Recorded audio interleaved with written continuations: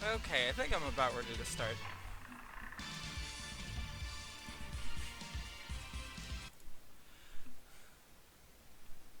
Yeah, I woke up 10 minutes ago. So I laid down for a little bit after dinner, passed right the fuck out and slept for a couple hours, and now I'm feeling very sluggish tonight. So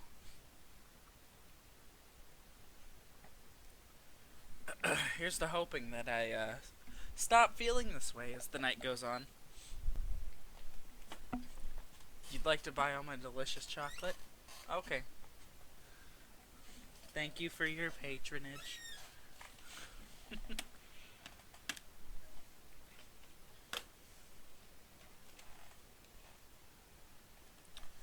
Alright. Just give us a couple minutes.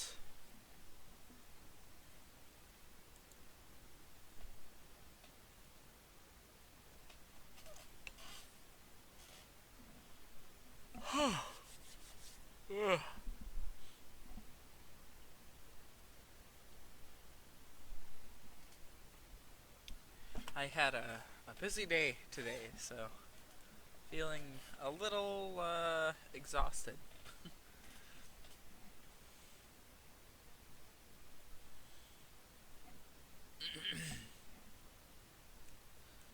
Okay, let's see.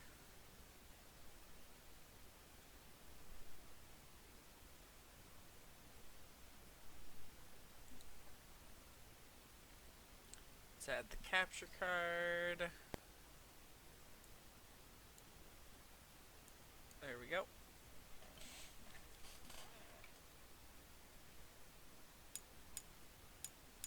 Weird, wasn't getting audio from it for a second.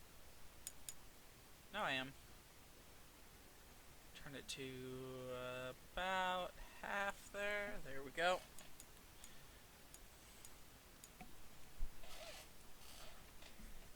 Okay.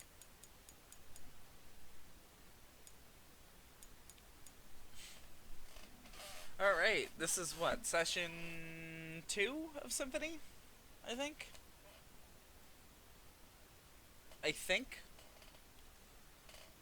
So you beat Dracula's curse with Trevor solo. Why?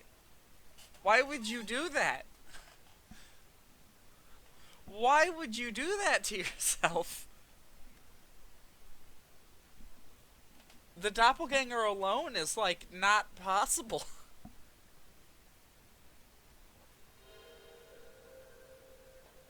To complete the set of endings? Damn, I could never be that masochistic, like, ever. Like, maybe if it were on PS4 and I was going for the Platinum Trophy, like, maybe, and even then, I don't think I'd ever make myself do that. That's a little loud. Then again, that is the Konami logo.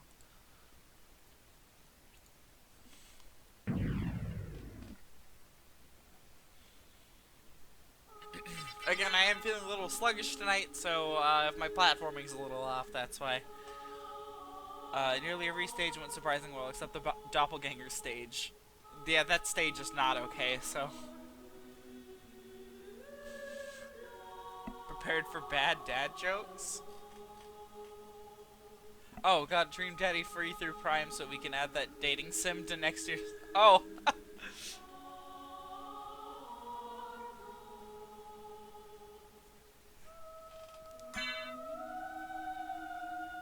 I've heard good things about Dream Daddy, despite it being made by, quite possibly, my least favorite person on the planet, being, you know, Aaron Hansen.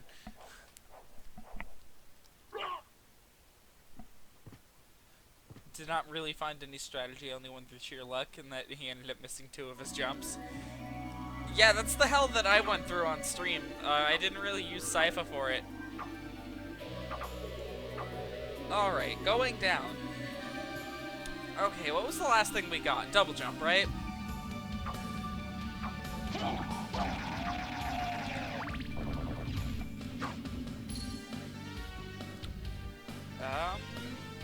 Is there anything we can do to explore? Or not just play Monster Proms beyond me? I can't wait to get rejected. Monster Proms a really good game. Hello, Pooper Whale. Glad to see you could make it. Mind if I just call you Whale? I think I'm just gonna call you Whale.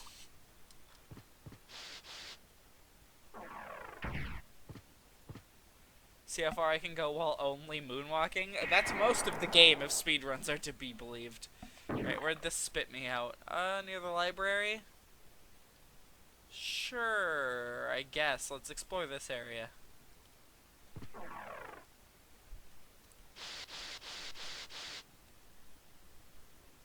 Shockingly beat the last stage on your first attempt. Holy shit!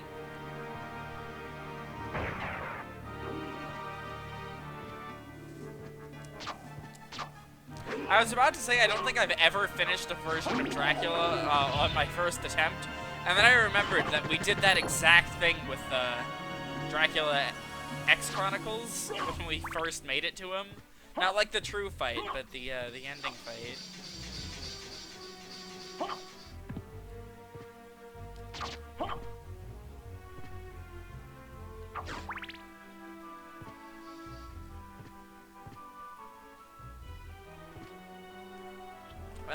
Let's explore this area some.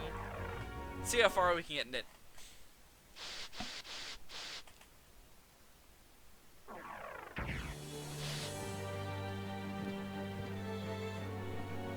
Terrible at Castlevania only beat Symphony in Super 4 because I had save states. I mean, Castlevania is like notoriously hard. Okay. This is fine.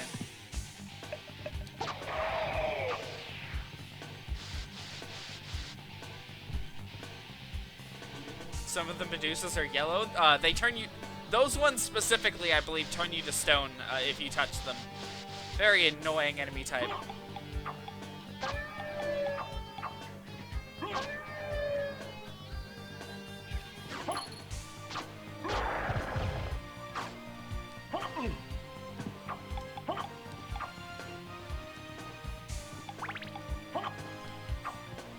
You know, one of these days I'll time this jump attack properly.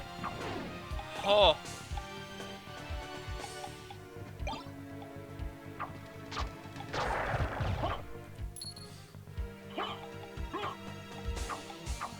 I feel like to get into 3 you'll want to practice with save states before going for a full run. Yeah, honestly. Holy shit.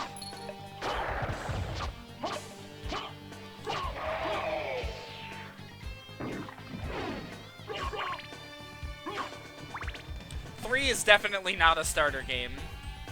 Looks pretty good for PS1. Oh yeah, Symphony's graphics have aged, like, really well.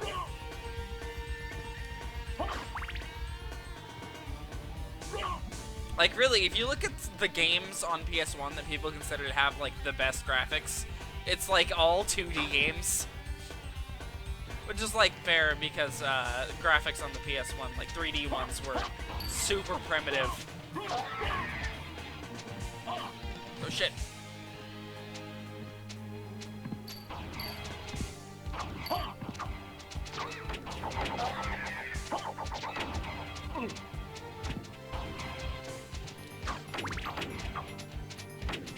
Oh, there's the stone.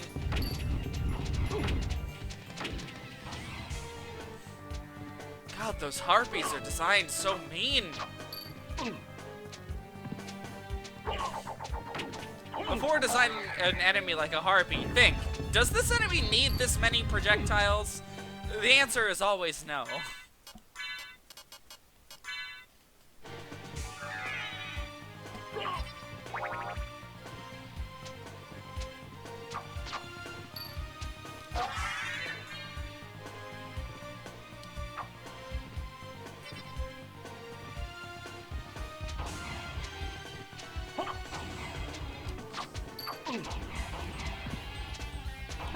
God.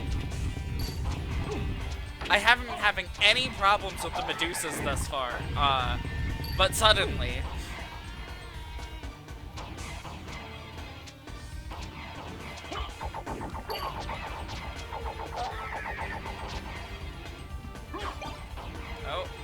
break that wall. If I can get up to it.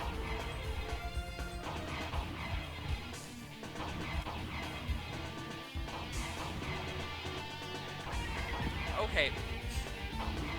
I don't know. I think I bumped my head on some, like, object above me and just dropped like a rock. Holy shit. Let's catch up on the chat for a moment. Indie games today don't look as good as this. Yeah. I can... I don't know. It really depends on the indie game. Surprisingly, it's hard to find a source in Iga saying he didn't like the Saturn port. Apparently, he understands why people wouldn't be interested, but the port quality, as well as the extra content, wasn't up to his standard. When a basic enemy is a Toho character. Yeah, that's what we're dealing with Symphony sometimes. Jesus, fuck. Alright, I don't think this is the area we're supposed to be exploring right now. I don't know, just something about it.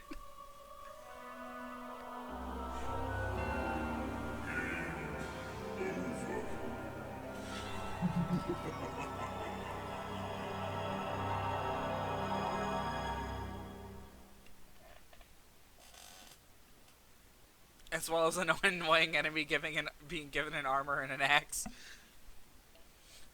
Dracula just finally decided to arm the most obnoxious soldier he had, the Flea Man.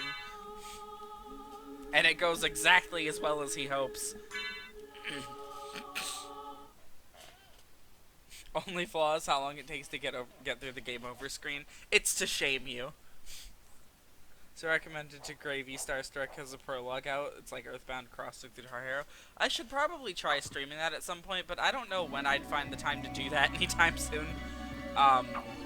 Next week's already going to be a pretty bad one for streaming anyways. Let's see. I guess we could try passing by where the clock is and stuff, seeing what we can do in that area.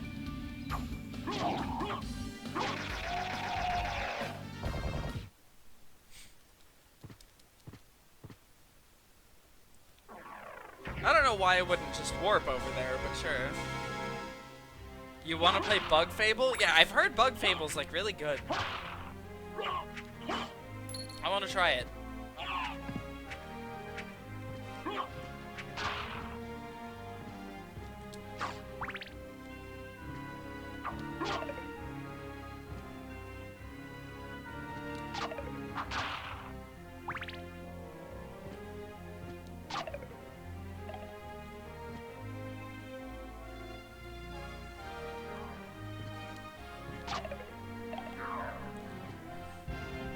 The double jump goes like way farther than I expect it to in this game.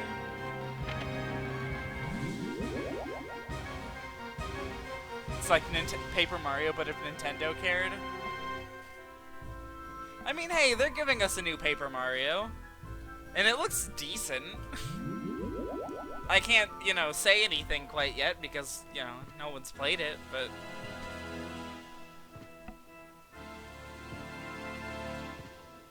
I will admit, Nintendo's past Paper Mario sequels have been, fucking horrible. Is that the word?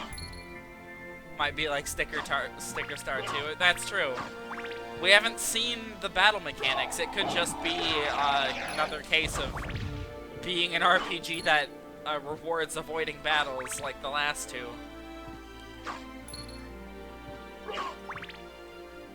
Nope. Oh, wow. I thought I'd try to, like, jump up there, and then I fell way too far. You want Origami King to be good? Yeah. The new Paper Mario, like, the trailer's really high energy and cool. I hope that the game is good.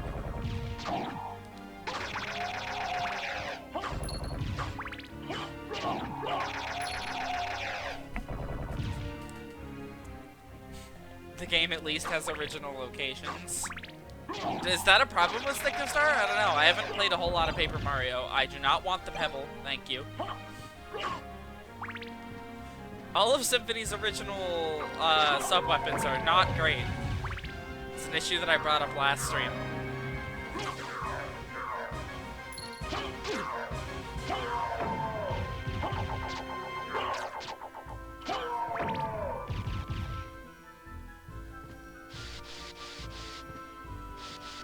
There'd be a 5-second cameo from Thousand Year Door character, and that's it.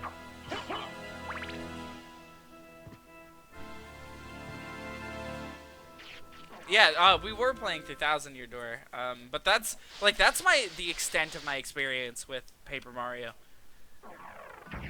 I've played a little bit of the original, never really managed to make myself finish it.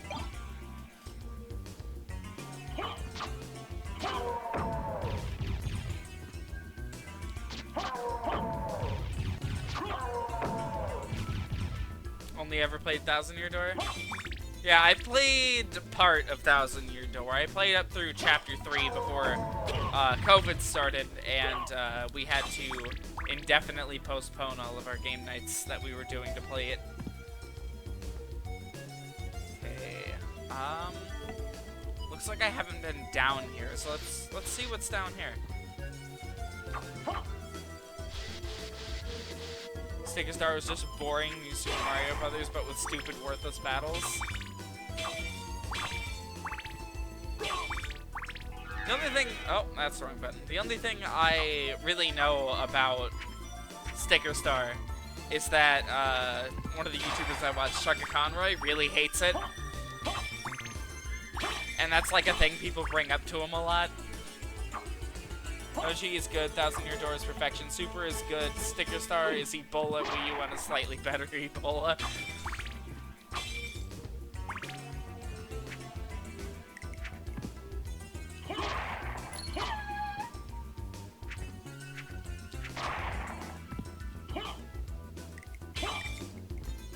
There's a hammer up there.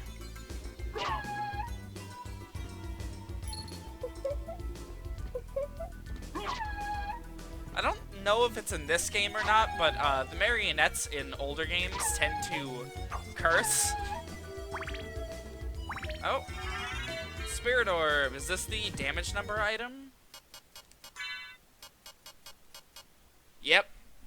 We can now see how much damage we're dealing to enemies, which is good. Lets us gauge attack strength. Remember going down there as soon as possible. You got bodied. Yeah. Dolls are mean in the Castlevania franchise. There's actually a boss that's going to be showing up in a later one that uses the marionettes in a really interesting way. But that is not for a long while.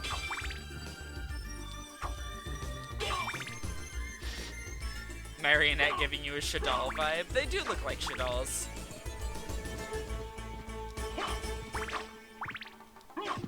Oh shit!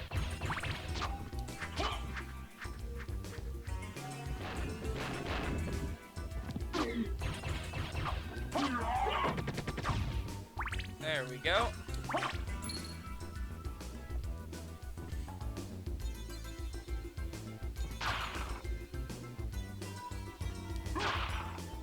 Oh. More cash. Most annoying cast of enemies are the Medusa heads and the ghosts from 4. Are you talking about the dancers?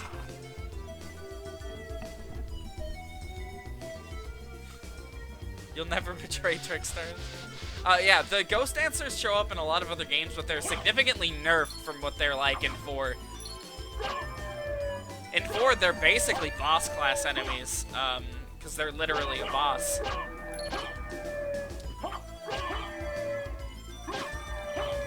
They'll be showing up again later, and they'll have entire rooms to themselves, but they're actually really easy. Good God. These things are probably only worth, like, 1 experience point. Can I see them? No, I don't quite have the enemy book yet. Axe armors in 3 specifically are annoying because you can no longer duck their overhead throws. I hate that. I hate that so much. I do not want the knife.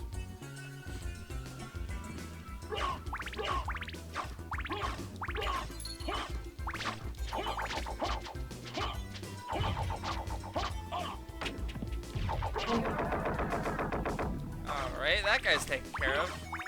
I didn't even check his name.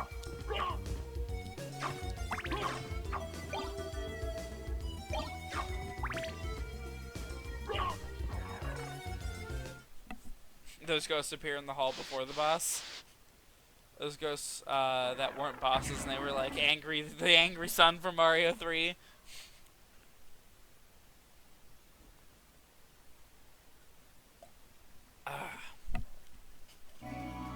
I did not mean to turn around immediately. Okay, so we've opened a shortcut. Back here where we started.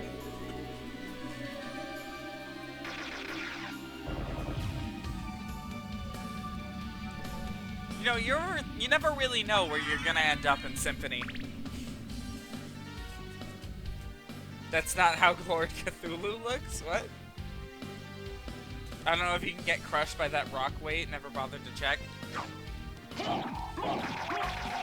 It wouldn't surprise me. This is Castlevania we're talking about.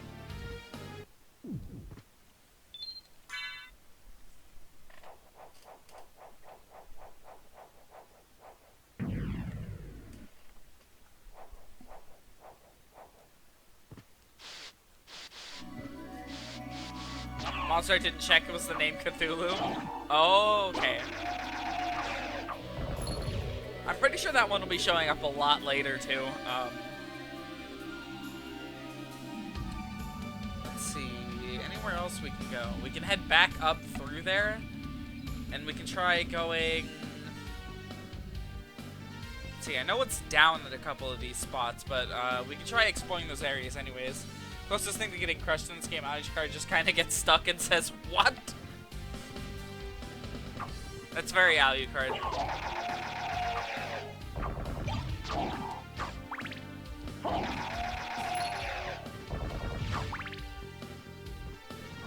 I really like Alucard as a character in this game. The slight amount of camp that this game is like full of really adds to him. I want the axe. We're gonna be sticking with the axe probably for most of this playthrough, just because it's the most reliable sub-weapon.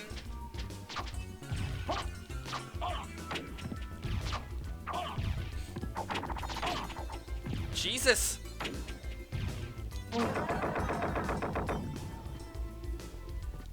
Like, it's the only one that hits a spot that I can't trust myself to hit.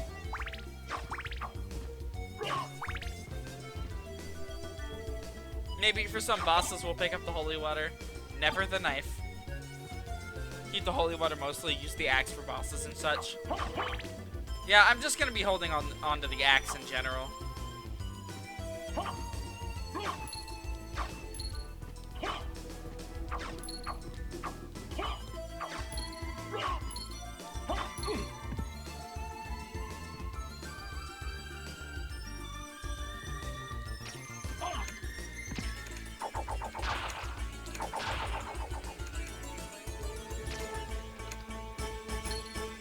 I don't need to fight the Skellerang. He can sit there in his corner.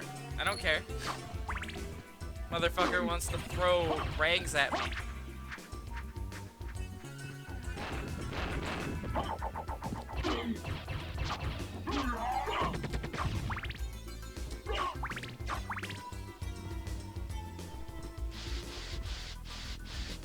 The odd lightning gun?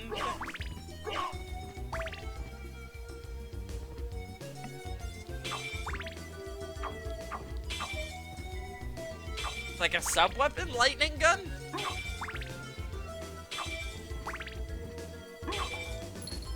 You know, I'm amazed they didn't turn the sub-weapons into, like a collectible, you know? Like an upgrade that you'd find around.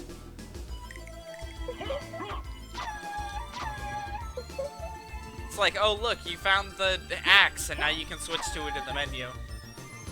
It sort of makes more sense for, an adventure game like this.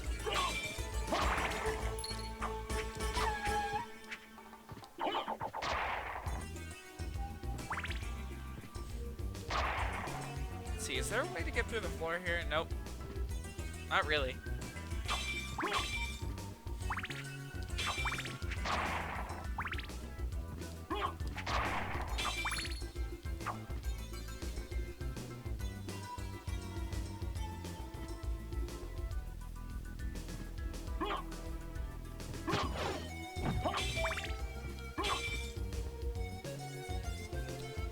stop by here and save real quick, just so we don't get fucked. That would make playing as Richter use broken. Use the item crash if you're choosing. However, it could also make playing as Richter more fun, so you could use some of those areas of the castle for, you know, equipment. As opposed to just nothing. I do not want the knife, game. Stop trying to give it to me.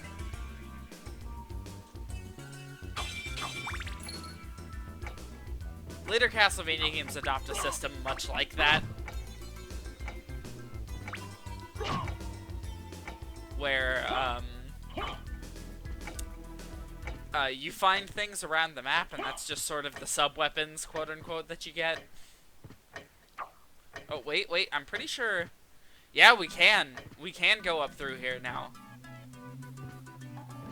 Get an or a life max up, and... Richter can't access can't even access every room through normal means. What?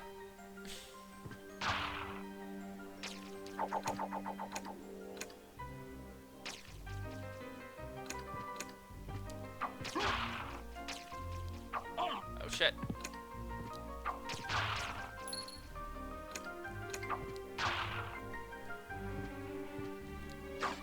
What was the name of this area? I didn't catch it. Although its music is very nice. It's got a nice vibe to this area. Oh.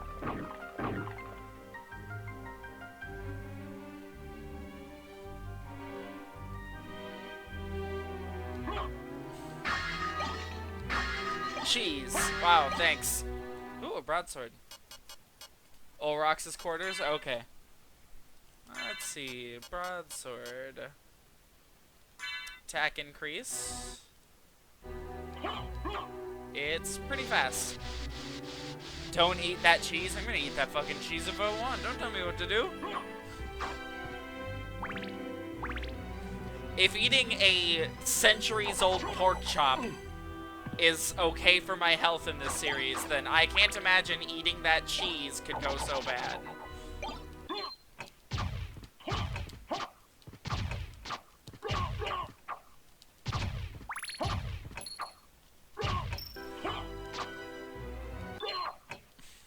Didn't even mean to freeze time that time.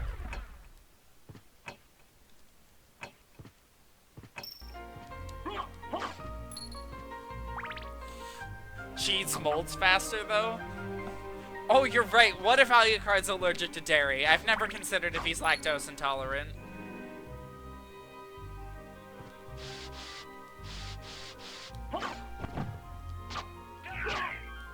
Oh, shit. You know, this is a very apt name for this enemy. Hammer. Oh, shit.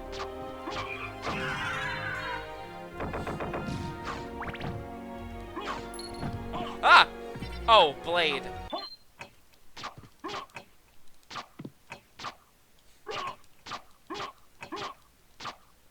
Jesus, how many times am I gonna have to slam him? Apparently one more after I waste a time stopper. Cool. I hope I don't have to get back through this room. Feel like that cheese has... I like the cheese that has slivered on almonds in it? The what? I'm not gonna question it, you know? Oh, we found an entrance to a new area. Oh, no, it's just warp.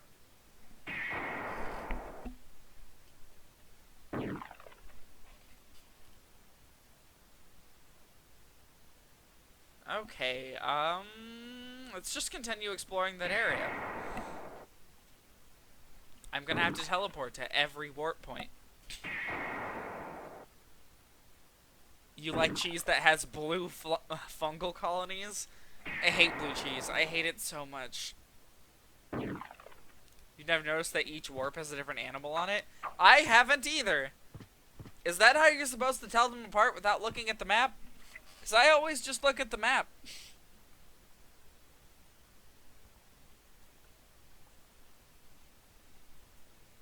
I just noticed the glass of water I was drinking of has a copyright on the bottom of it.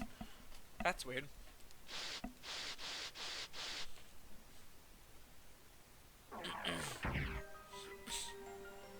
Hell if I remember which dictates what area. Yeah, I don't know.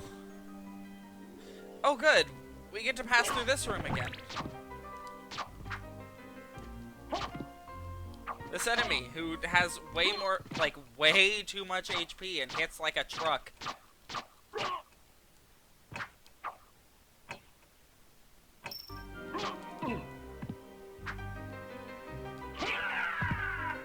Oh, he dropped a, we're just going to ignore the fact that he tried to attack me. Oh, a decent piece of equipment. None of these rings do anything. The game is really stingy about equipment, I've noticed.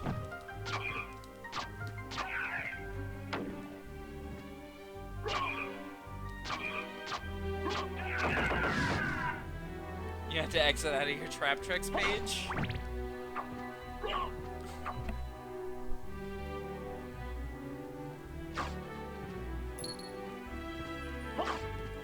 Were you looking at trap tricks?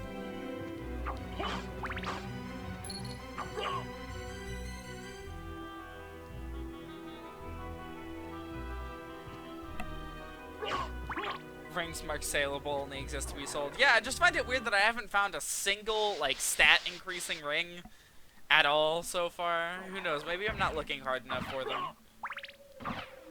Oh boy, the Colosseum, my favorite area.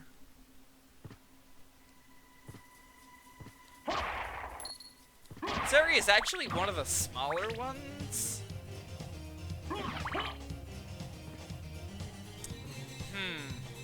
Mist, you mean like the form that's like right over there, I'm pretty sure? Maybe my luck's just crap? That's true. My luck is garbage. And it is a stat in this game, and I have 13 of it. I'm not even really sure what it does.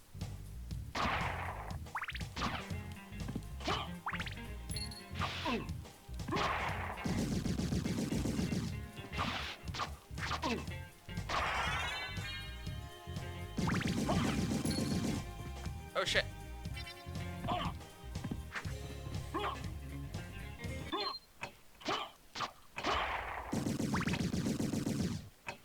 This time stopper's gonna save my life tonight. He could probably reach his arm through the bars. Will he? No?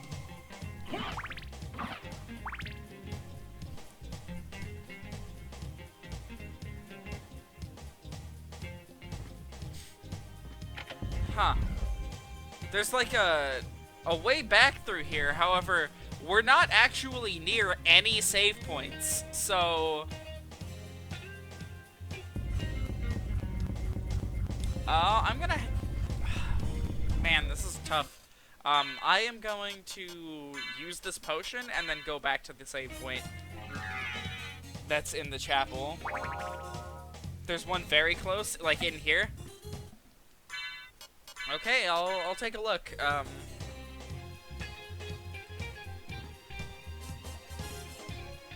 Right here, probably? Thank God. Okay, I didn't need to pop that potion, but oh well. I find potions in this game to be too expensive to, like, rely on. You can't really afford them ever.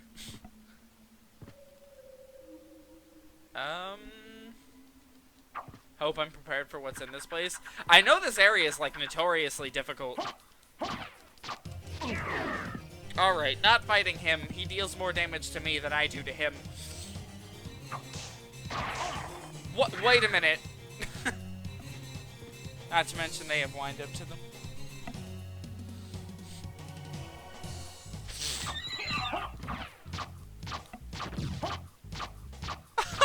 This is so sad.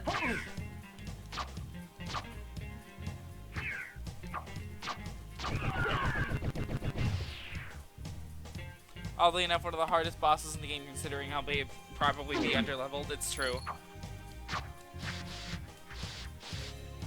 I could, like, grind a few levels, but, no one really wants to watch that on stream, so we'll see. I feel so bad for the Owl Knight. This owl just exists to be killed.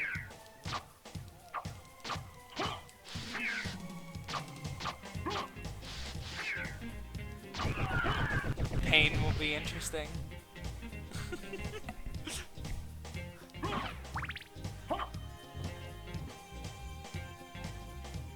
Oh, that's like an enemy. Alright, I'll leave you to it. Although that's probably a really good item behind you.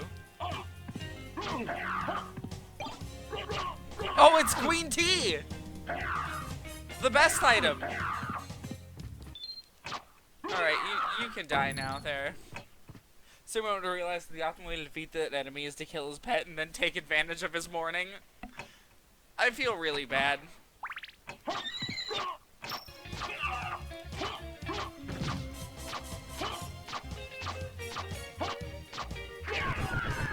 Oh!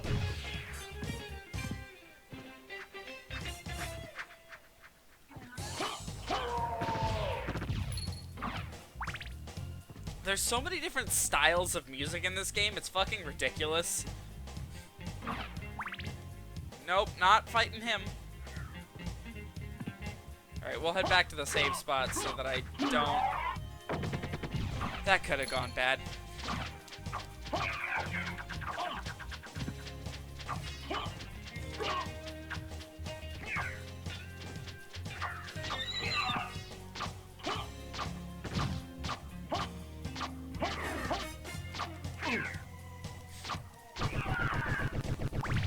God, I better not die on my way back to the save point.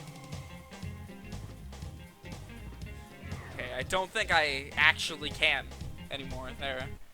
Killed the old man trying to bathe. Yeah, fuck that guy.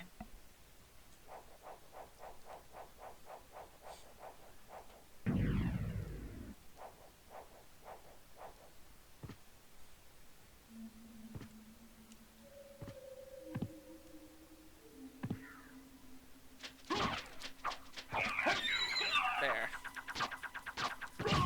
Rip. Owl.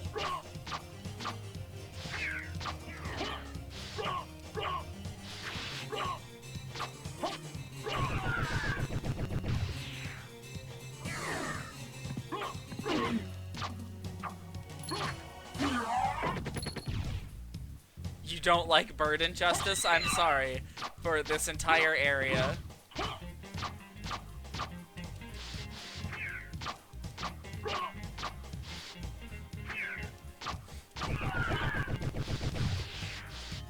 It feels good when you're able to time a backdash. Oh yeah, dodging in this game feels great. I should not have gone into that area. I guess we're level grinding now. I don't know what level I'm supposed to be for this upcoming fight, but I'd imagine I'm supposed to have at least passable equipment for it. I'm currently level 18.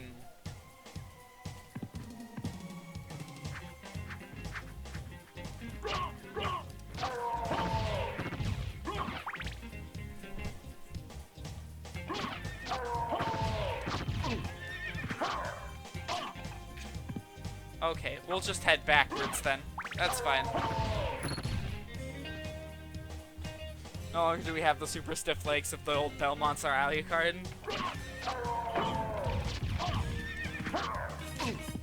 Jesus.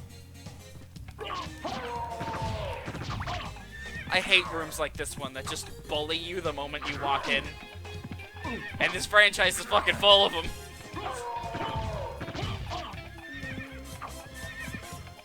Alright, heading back to the save point so we don't die.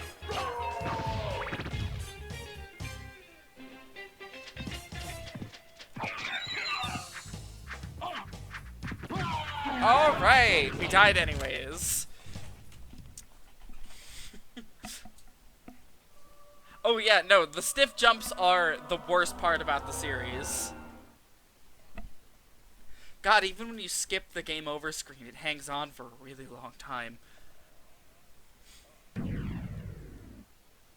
Oh well, wasn't expecting this game to be easy, so...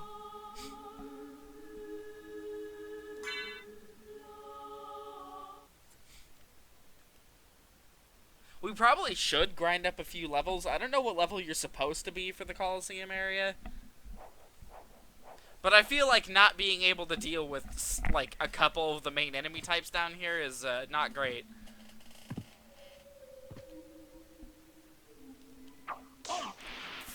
Or, like, for real, game.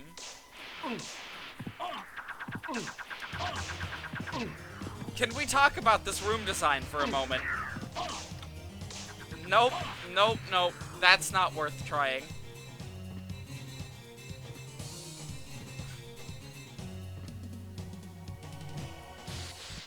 We're just gonna have to wing it, I agree.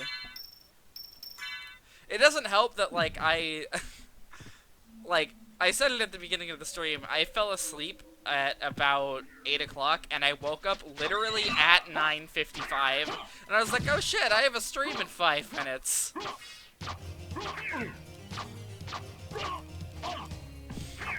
So, I've been very sluggish tonight.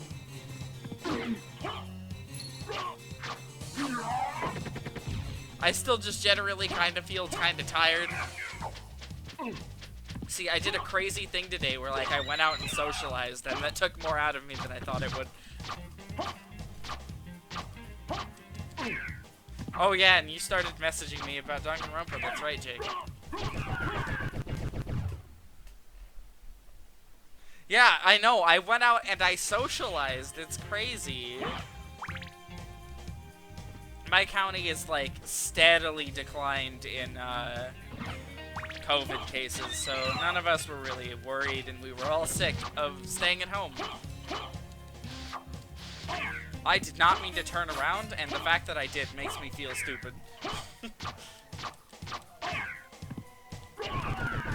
I timed the backdash right, I just did it in the wrong fucking direction. Okay, it probably doesn't help that I'm holding on to this really, really bad sub-weapon for this area. Maybe the axe guard could, no? No, he can't? Your province is the only one that has 0 active cases. I mean, good on you guys.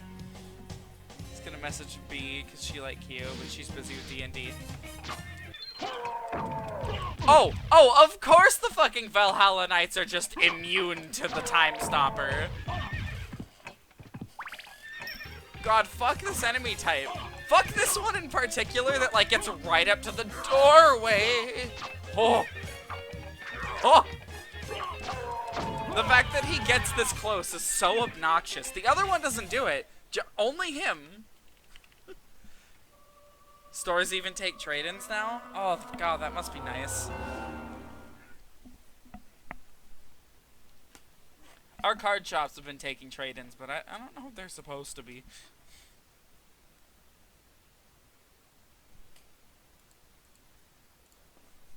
Good lord, this game is bullying me tonight. What's like a good grinding spot that we can go to?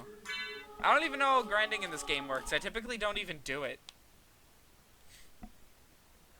I mean, yeah, they did just open, so.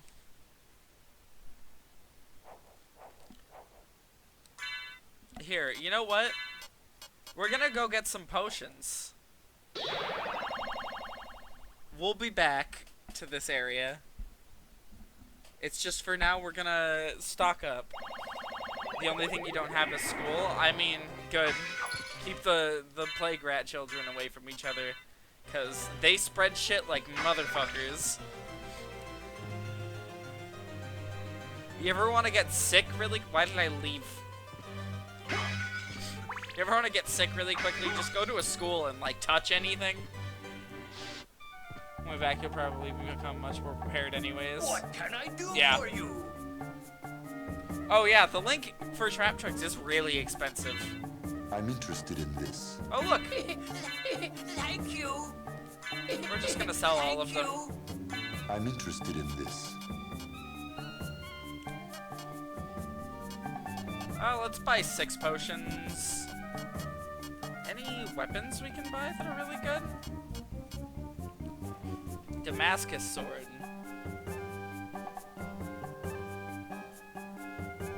It's two-handed.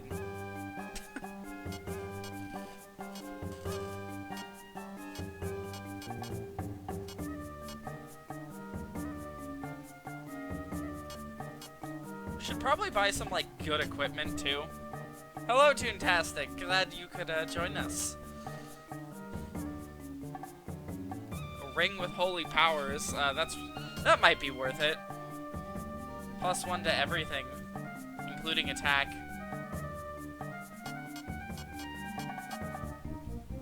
Boss tactic videos are out sometimes. One even exploits a boss plot.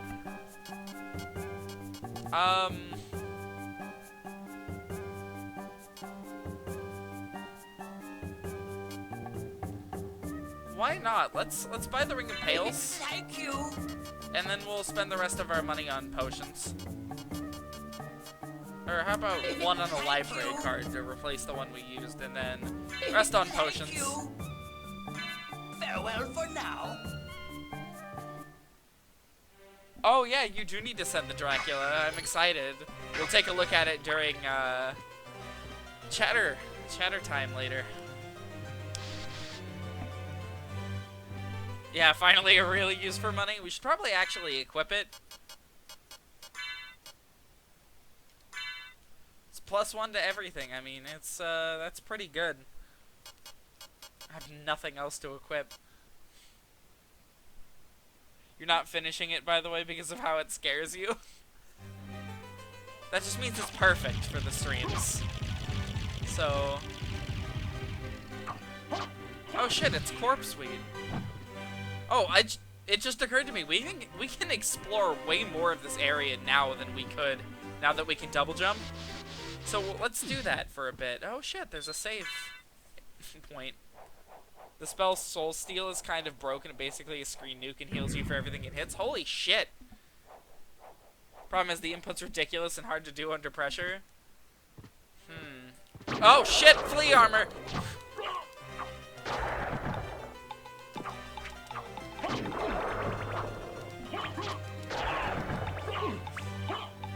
Good God.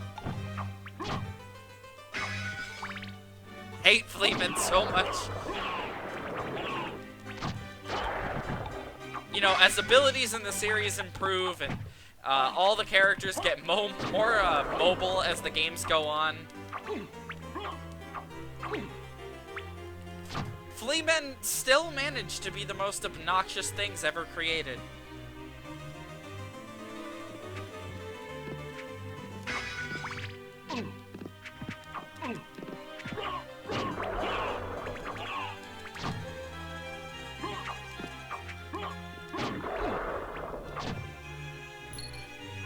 Who gave the fleas armor? Dracula did. Okay, we can't get up there just yet, even though it totally looks like we can make it. It's like, fuck. The problem is they're just a moving wall of axe that's being thrown at you all the time.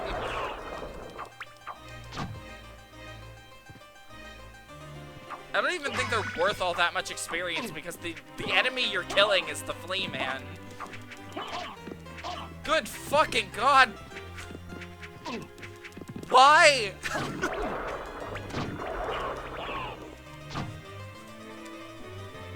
Well, we're in this deep. Can we turn around and leave? Yes. Oh, it's tempting. But I don't think we'd survive the walk out without using a potion. Alright, walk out it is. I think the fact that Fleamen get introduced in Stage 1 of Dracula's Curse as opposed to Stage 3 of the first game really sets the tone.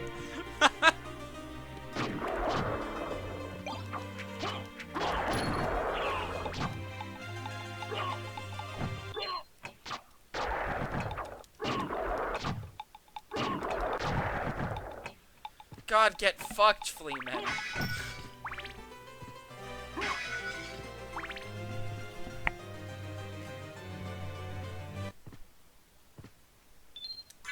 Holy shit. Another useful and easier spell is Dark Metamorphosis, which lets Alucard absorb enemies' blood to heal. I should probably learn the inputs for these spells at some point, but I'm not very good at fighting game inputs, and that's like what they are.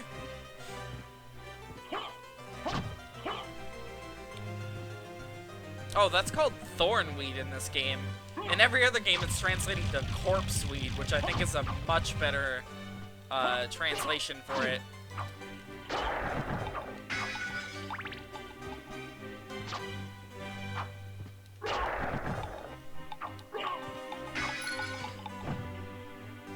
Gotta love the touch of those enemies dropping their heads when they die.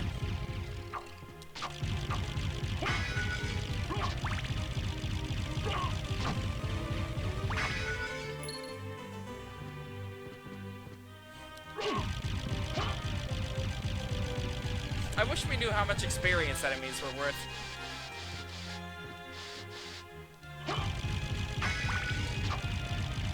So we can know where a good grinding spot would be.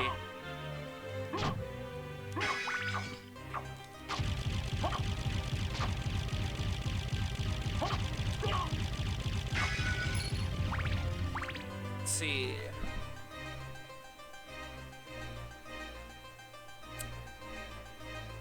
Alright, it looks like there's more to explore if we go down.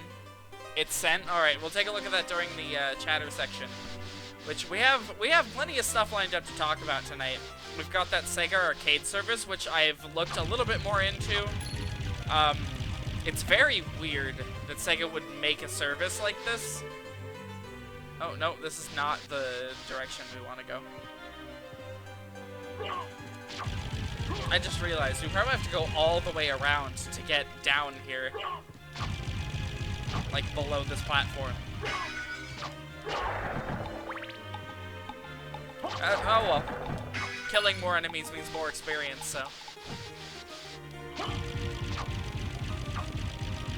Even if these ones aren't worth very much.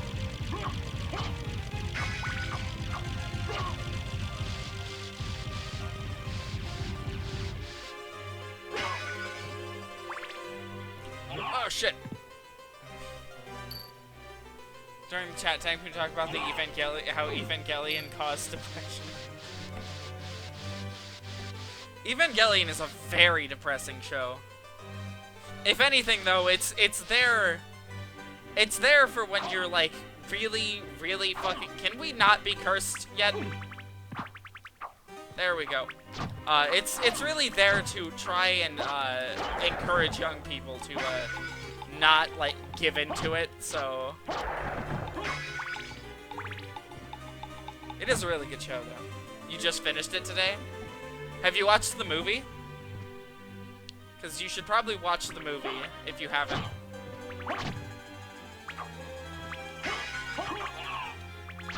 End of Evangelion's like the telling of the ending that Anno, the director of the series, really wanted to do. Oh, a bronze curious.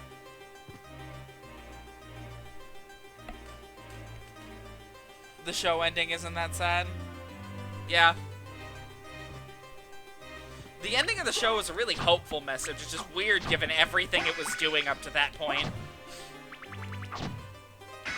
Everything Shinji goes through is like really, really fucking depressing.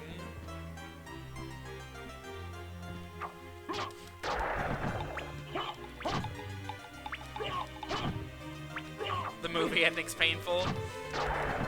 You know, it's really weird. The movie ending had this, like, message of, like, hope attached to it, where it's like, oh, yeah, if you just, like, trust other people and, like, don't be depressed, then you won't be depressed. And then it's like, okay, but, like, the events of that movie still happened, and in-universe, nothing fixes that. So what?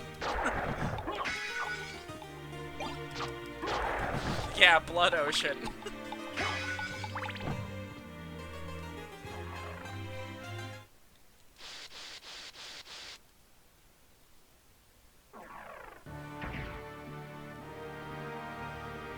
Let's see.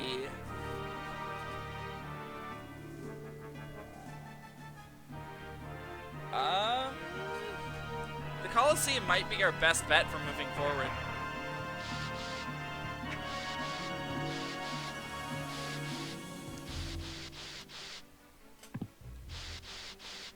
Nope, not that way.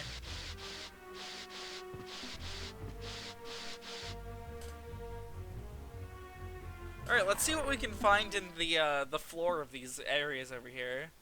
That's where the plot continues. Yeah, plot, quote unquote. we'll take the axe. I don't need the time stopper anymore. It consumes way too many hearts to be used consistently.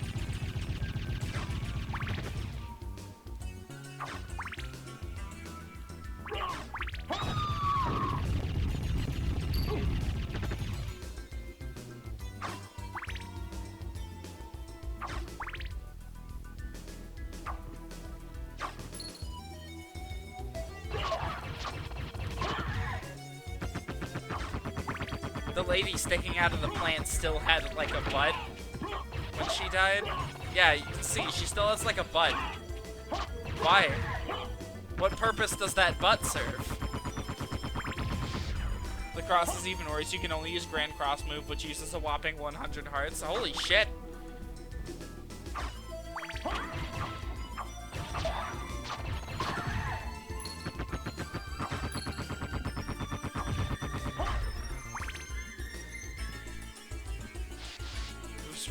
The movie was really smexual. It's not a good movie to watch with your parents. Just generally speaking, that series is not a good one to watch with parents. And the movie does have some weird stuff going on in it.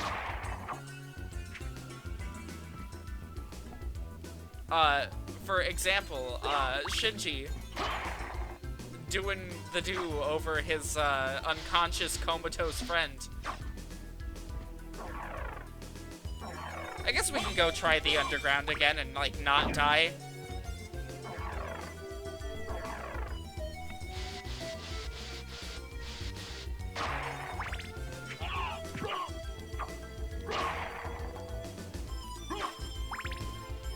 You know, I never use the shield. I have it equipped, and I really don't know why it's at this point. I guess a lack of anything else to equip there? I think it also just passively raises defense a little bit. Okay, didn't want the Bible anyways, I guess. Why does Dracula stock Bibles in his candles? You often forget the shield exists. You usually have it on for the defense boost. Yeah, I'm pretty sure it's just a passive defense boost. Although you can get some crazy shields later and some spells to go with it, which are even more insane.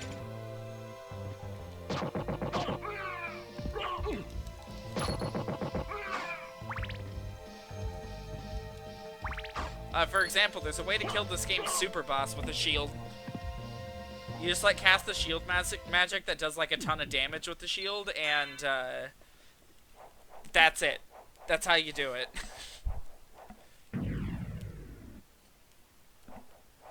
The infamous shield spells, including the You Win spell. Yeah, we'll be covering that later.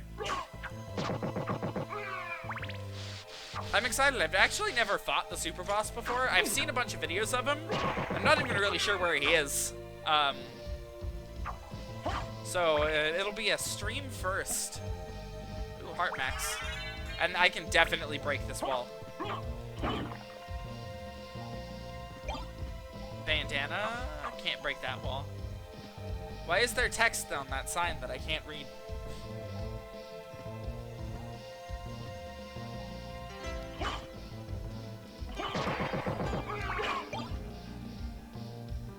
Dracula has, like, a thing. It's like, and this is where I would put the this is where I put the upgrades for my son if he cared. Wait, intelligence down by 3, but defense increased by 1.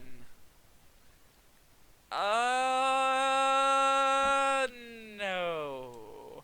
Superboss is probably the most interesting in terms of battle design. It's expected as rather lengthy battle without OP weapons or exploits. It makes me stupid. I'd say it makes me a lack of smart, because if we unequip the goggles, our int goes down even more, actually. No, this one makes you stupid. It decreases your intelligence even further, which I think is hilarious. It doesn't even do anything special, it just decreases your intelligence.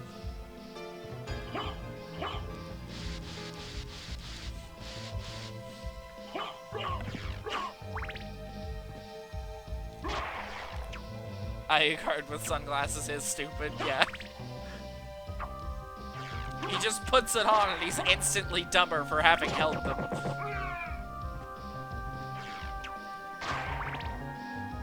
But it's only a 1 drop in intelligence, so he's dumber in, like, slightly less obvious ways.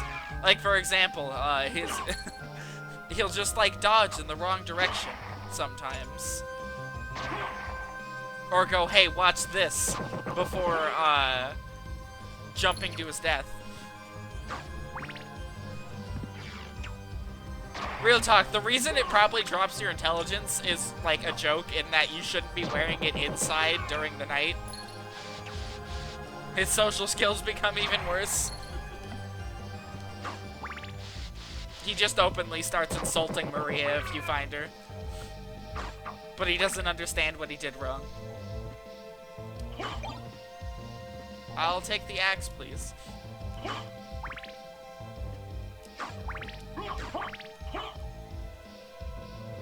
Hey, another life max.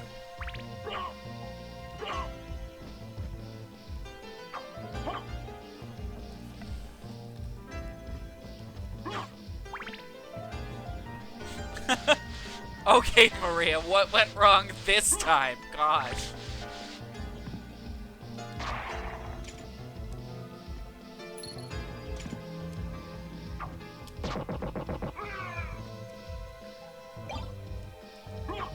Alright, let's go underground.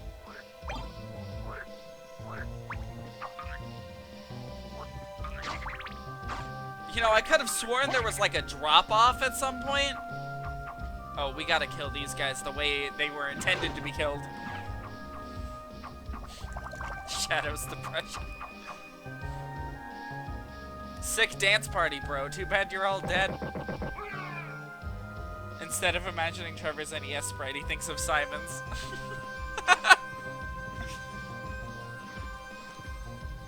He seems to be keenly aware of the fact that he's in a video game. It just occurred to me, there's probably something optional in this direction. Oh, that something optional is the room that I fell into last time. Hey, and a save point. That's what I was hoping for.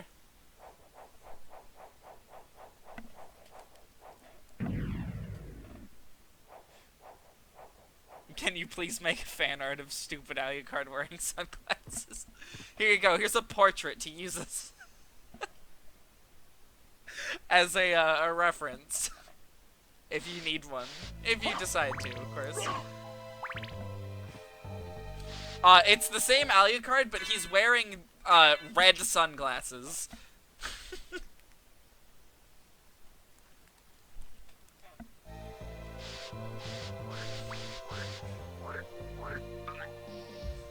Bonus points if you add some more stereotypically cool 90s shit to him. I just realized that heart drops through that box and I don't think there's a way to get it. Drooling and looking dumb.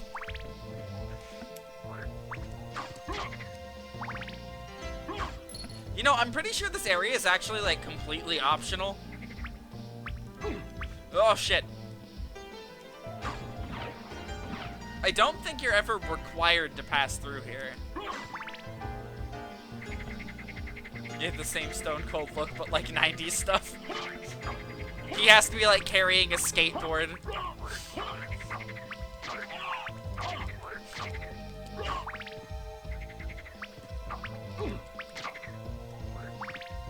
Tubular! Do we know who Alucard's old voice actor was? I would totally pay for him to say tubular. He's a big fan of Full House. Oh boy, a waterfall. I feel like I'd die immediately if I jumped in that. Oh, I would. Robert Belgrade? I wonder if he's still out there doing stuff. Because I would 100% tip him like $5 to say tubular in the Alucard voice.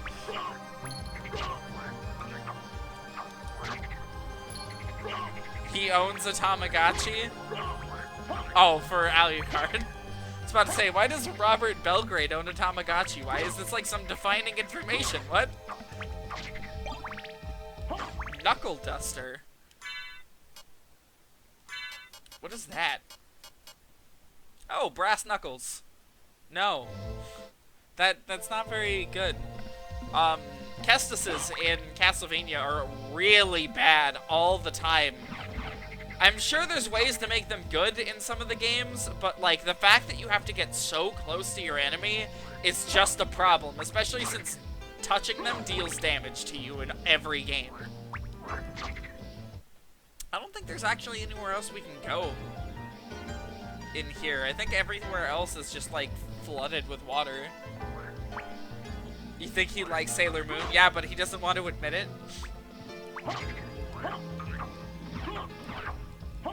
After this game, we also did Cygnus and Mega Man X7, which makes hearing Alucard every other line in Mega Man X seem distracting.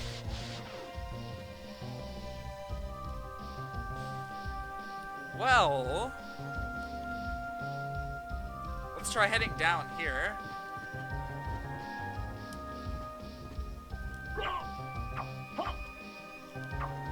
Oh shit! Floor's destroyable. Ooh, frozen shades. Those guys are called like aqua spirits in later games, I think. Alucard is absolutely a closet weeb.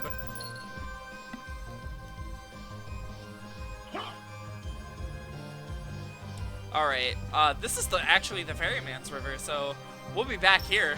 It's good that we found that. Wow, frozen shades don't have a whole lot of HP.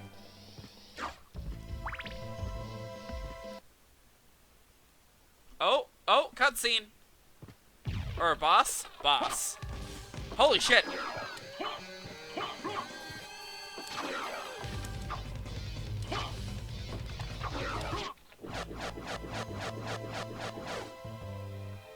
Oh.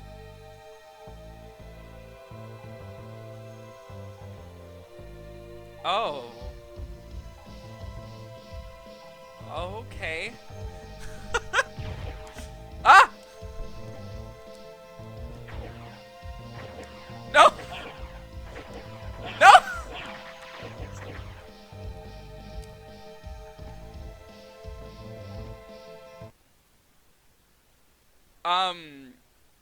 Oh!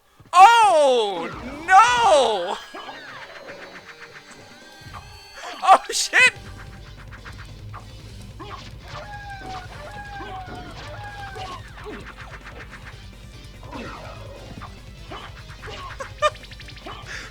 What the fuck?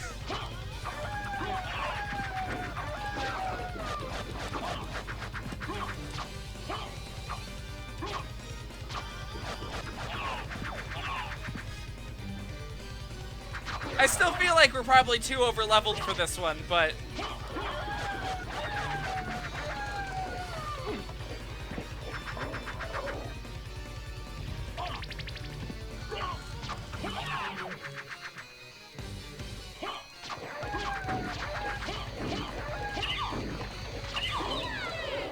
Huh?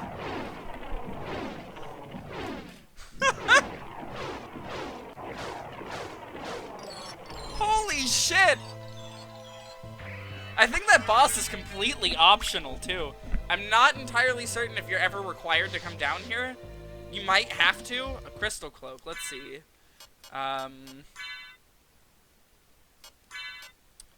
Enchanted semi-invisible cape. Okay. What do you mean semi-invisible?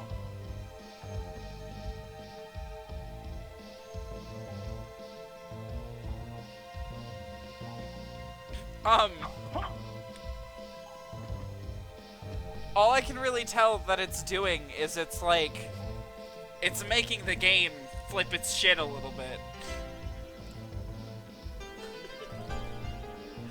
Alucard? Yeah, that's a good name for 90s stupid Alucard.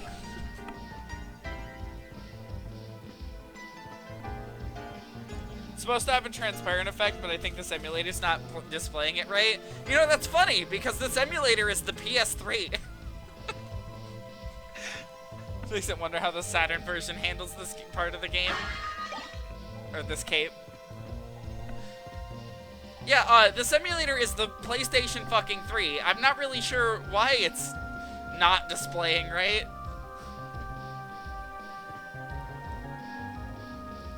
Well then. That's actually genius stage design, actually. They use the water to force you up into here.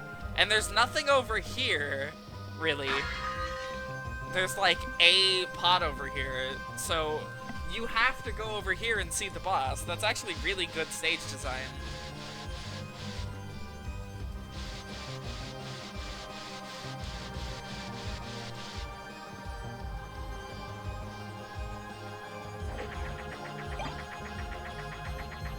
Wait, is this cape defending me from the water? Is that what I'm seeing?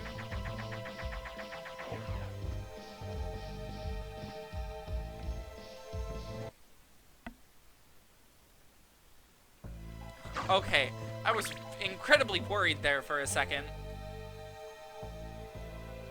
I don't think there was anything down here I could do. Yeah, no, there wasn't. Alucard can just handle water that shallow. His ankles sting like a bitch, but he's fine with that.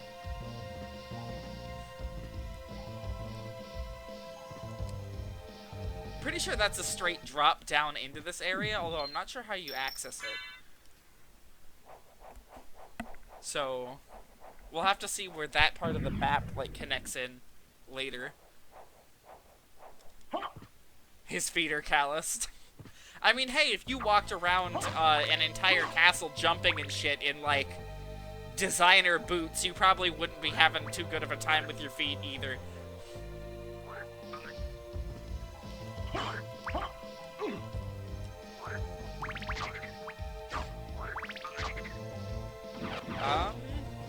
I guess we'll just head back up. We defeated another boss, so maybe we'll have enough strength to get through the Colosseum now. Just maybe. No promises, of course. Nothing through there we haven't already seen.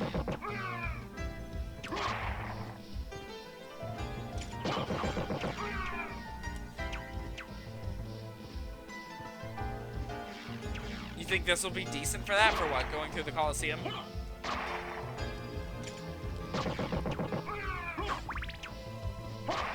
Yeah, okay. So, we're still only level 18, but we've got a couple more life max up, so maybe we can handle it. God, we've been level 18 forever.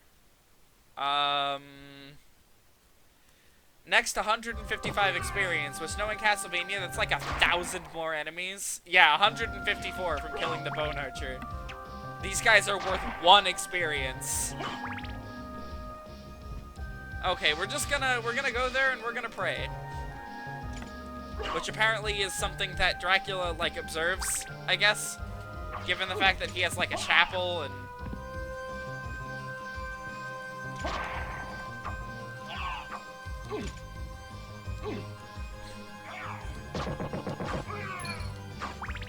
We're gonna take the holy water for the Colosseum. It'll probably help for that room with the horses. The Valhalla Knights, I think they're called.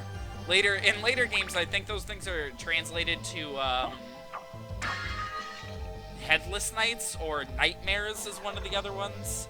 Not gonna spoil anything, but the ending's got an interesting note regarding the holy stuff.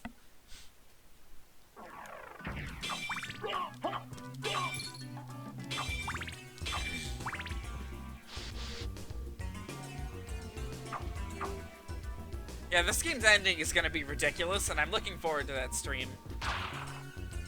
We're probably gonna have to dedicate a whole stream to Dracula attempts if I don't find any good weapons for him. Which is totally possible.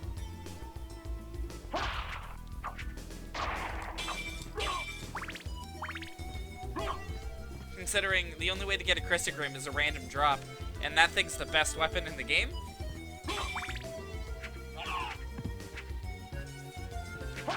Alright, let's see if we can teleport over to where the Colosseum is. Or if it's faster to walk.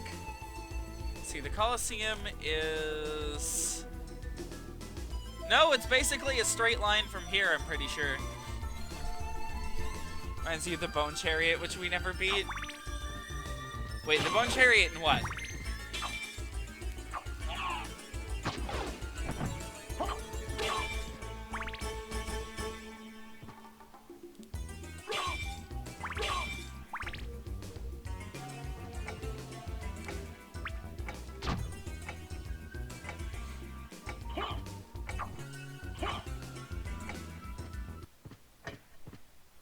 I think the intent was to hide the Chrysogrim in the most random enemy they could think of, so you'd be looking everywhere and not find it. Yeah.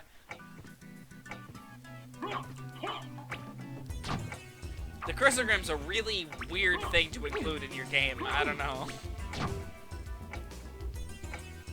Just how, considering how broken it is and the obtaining method, I don't know. Okay, Can we even go backwards from here? I don't think we can, really. We have to just drop down through, I guess.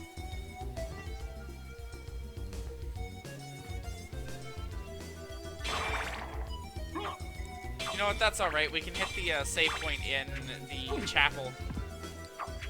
And then go in that way. It's one of the few you just win methods, yeah. You have to be good at mashing for that method, though. Granted, I am good at mashing.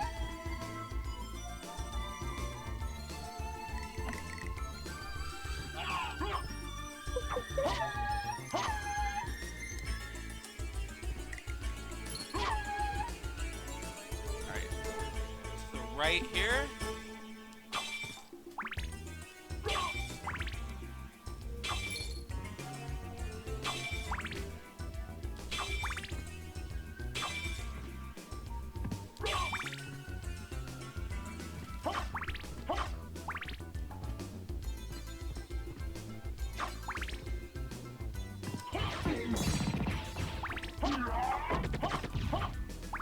God, using the holy water in this game, it feels so good.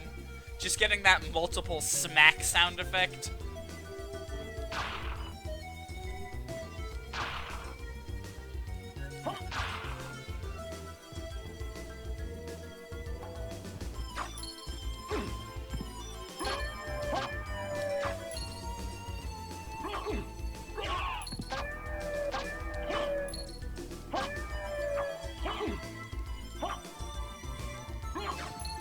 This area is not worth fighting the enemies in. We'll probably level up while we're down here. Considering how close we are anyways. Alright, Cthulhu.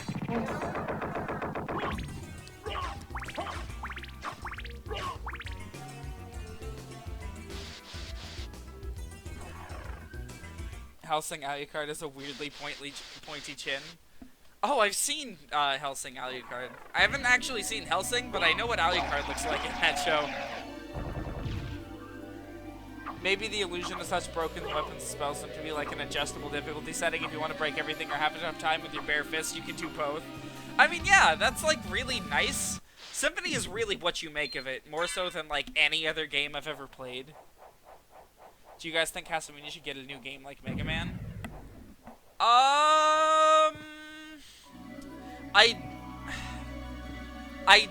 The answer is I don't know. Would I support them if they decided to make a new Castlevania game? Probably. I'd at least buy it. Just to, you know. Like, I love this franchise. I'm not going to say that I don't suddenly because Iga left, you know? I am going to say that it leaves a bad taste in my mouth seeing what happened to this game's, like, big developer.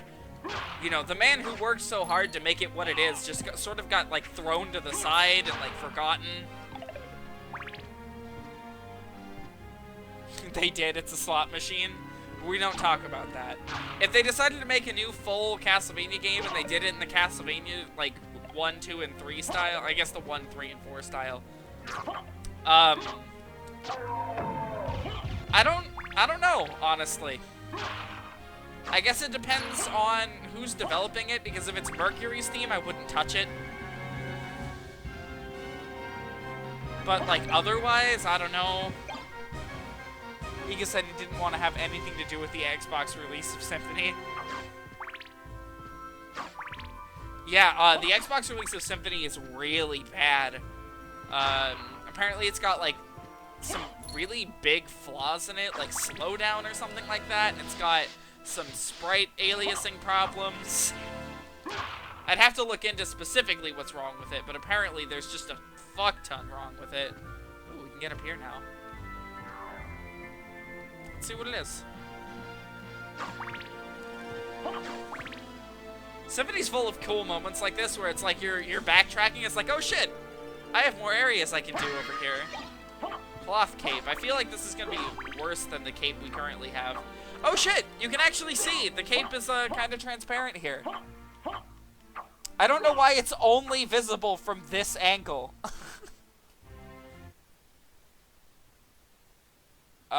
Who was the... Oh, the one from Dark Souls 2, the Undead Chariot. Yeah, fuck that boss. There's a reason we never finished it.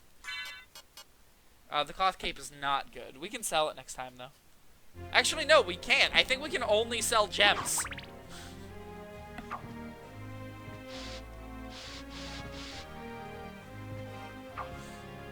I think it'd be interested to see someone play the Saturn version in front of him. I'd be interested in that, too.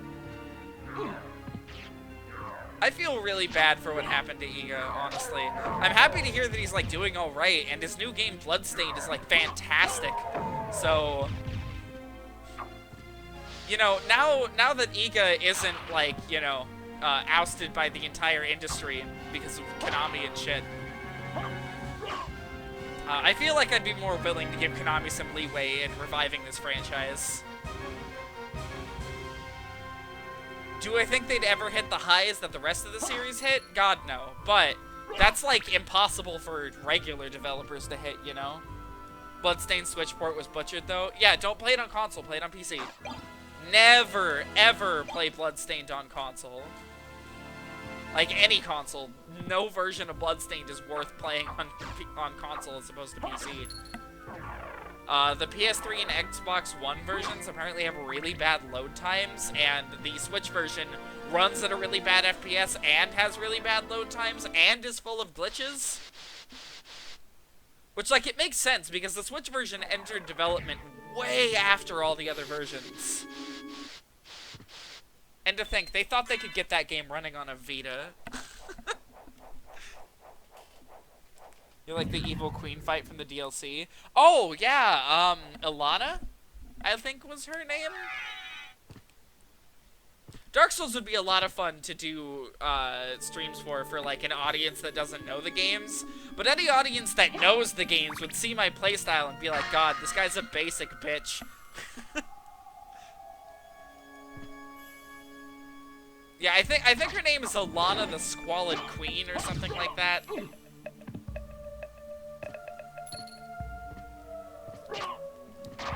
I like how the corner guards shake their head no at you. Oh shit, we can actually access some new stuff in this part. You only watched a friend play Dark Souls 2? Honestly, I wouldn't recommend playing Dark Souls until you seriously, like, build up some skill at, like, other 3D, like, action games. Like, a ton of them. I'm not talking just play some Zeldas or whatever. I'm talking, like, you gotta get good at shit, to even stand a chance. The games ease you in a little bit, but, like, after that, you're just on your fucking own. Should have filled any rogue map squares, there's still one you can't fill right now. I mean, yeah, we'll be hitting a good chunk of the map. We'll be trying to anyways. Worst comes to worst, I can go back off stream and hit some spots that are just like the corners of rooms. I think you can kill the spike ball.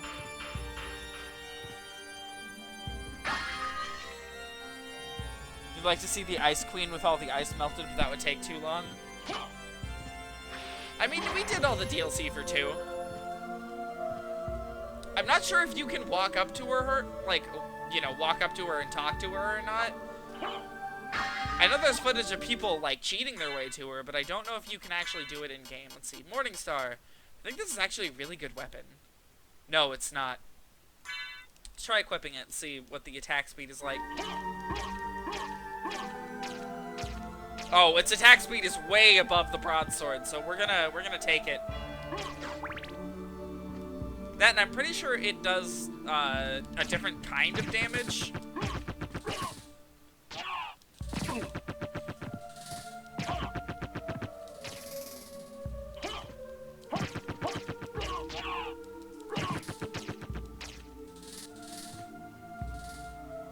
Are you gonna move in closer?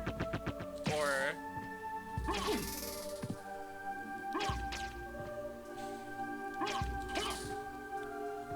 You know, I'm pretty sure there's a game in the series where one of these things is like a boss and it's like really underwhelming.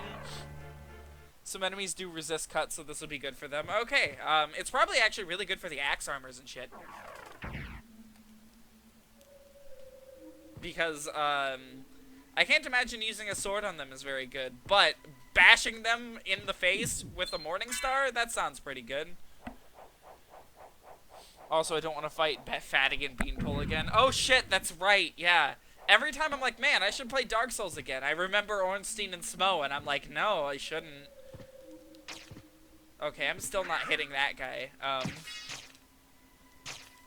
23 damage apiece as opposed to 12, I'll take it.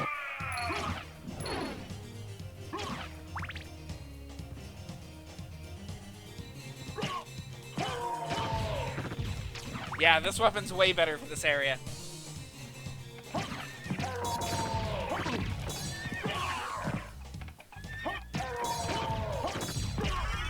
Oh shit, level up.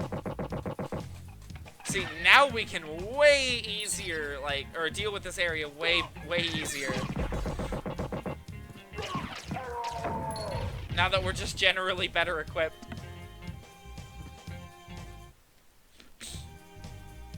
This is another thing I really like about Symphony is it's both an action RPG and a platformer, so you can really do quite a lot to improve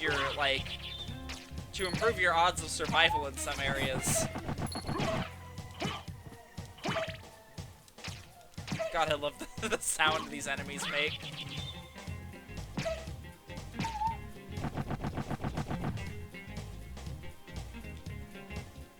No matter how pretty the goddess is, not again. Yeah. Hey, another save point. Why not? I'll take it. We have another level on what we had at the last save.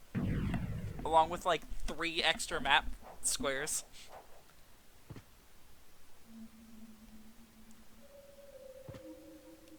I love the opening of this area, like, this area's music, how it, like, starts off really atmospheric, and then it just turns into this fucking bop, and I love it.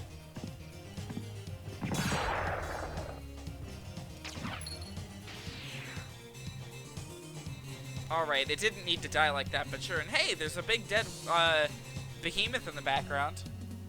Nice symmetrical coliseum. Yeah, images for the map of this area are always, like, really weird to look at, because it's like, wow, this area is really small, and also one of the harder ones. Somehow. Like, it's symmetrical, completely. Oh. Okay. Rip whatever that thing was. Actually, let's see the blood cloak. Is it good? No. Converts damage to hearts. It has its uses, it looks like. Some enemies with a large bone clubs can drop a really good item, but only if the memory card is a cleared save file present. What the fuck? You like the blood cloak? We're gonna keep the crystal cloak for now, just so we have that extra point of defense. But I do like getting... Maybe we'll switch to it for the boss. If we end up using our holy water a lot, which if I remember this boss right, we will end up using it quite a bit.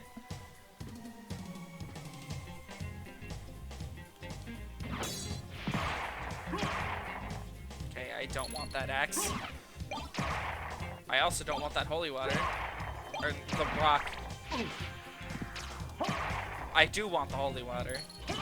Oh, that's an item. The Nakamura. I highly doubt it's better than what we have.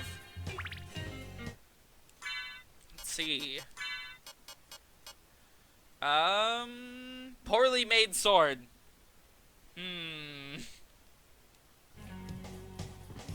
You know, something tells me we don't want to use that.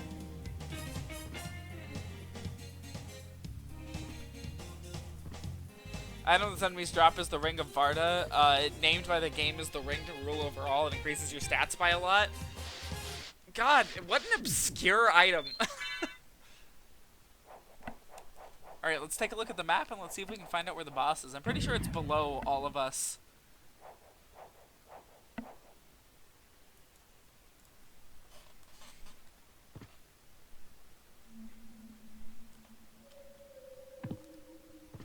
No, I thought that was a floor I could pass through. Apparently not. Oh, it's up there at the top. Just realized they have the floor numbers carved into the pillars. That's neat.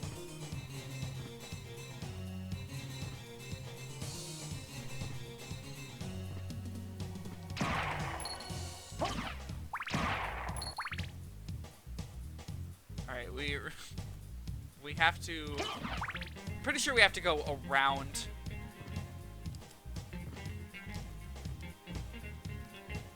This is a ticket booth. There's a lot of cute visual details in this game that I like a lot. Like, the Coliseum is structured like an arena that you can, like, sit in. And it's got a ticket booth, it's got an entry area, you can, like, you can't clearly, but, like, there's stairs to walk back into the crowd. Which, of course, you know, heavily implies that there is, you know, an arena battle to be had here.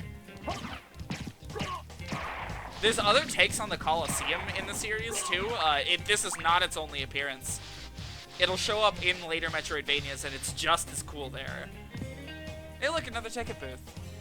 Makes you wonder if the castle might have been used for before it became a feared entity of chaos. Yeah, this game is actually a source of a lot of our Dracula lore. From what we know, Dracula is, like, just, like, before, you know, the events of Castlevania 3 happened, he was just a nice dude. Who housed people. Oh, shit! Who are you? Open Hell's Gate. Come forth, my servants. The scent of your blood. You're a Belmont. Crush this flea who invades my castle. Alright. So yeah, it's a double boss fight. One half of it's already done. Oh shit! Oh shit!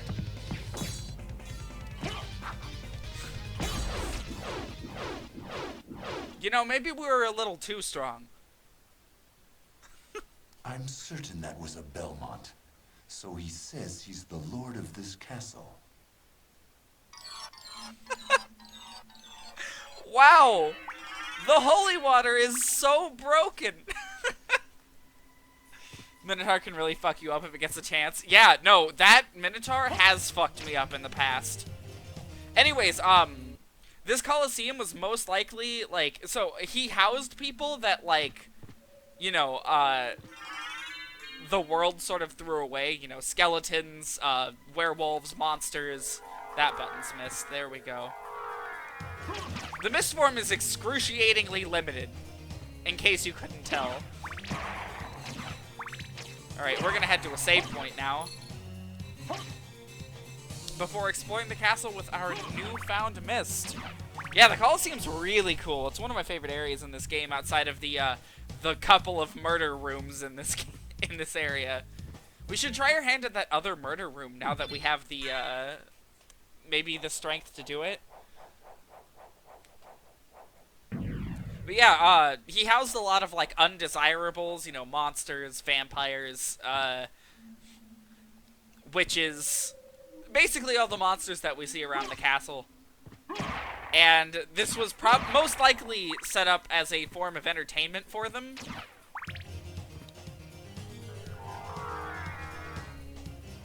Card drawing is looking very good. Oh, I'm excited. From where you got the blood cloak, the cape's lying among dry blood and flesh. Yeah. No, a lot of what we can tell, like from environmental clues and such, is that eventually things go to shit, but there was a reason all this was built in such an elaborate manner. So it's not like everything was always shit in this castle, from what we can tell. Why do I keep moving backwards? It's faster than moving forwards, watch. So this is moving through this area normally, this is backwards.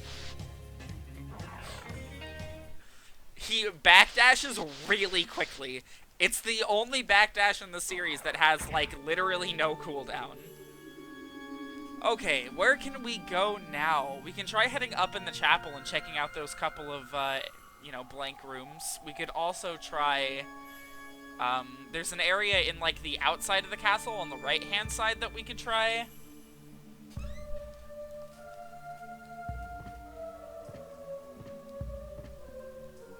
Let's go hit the chapel areas. Considering they're far less likely to be where we have to go.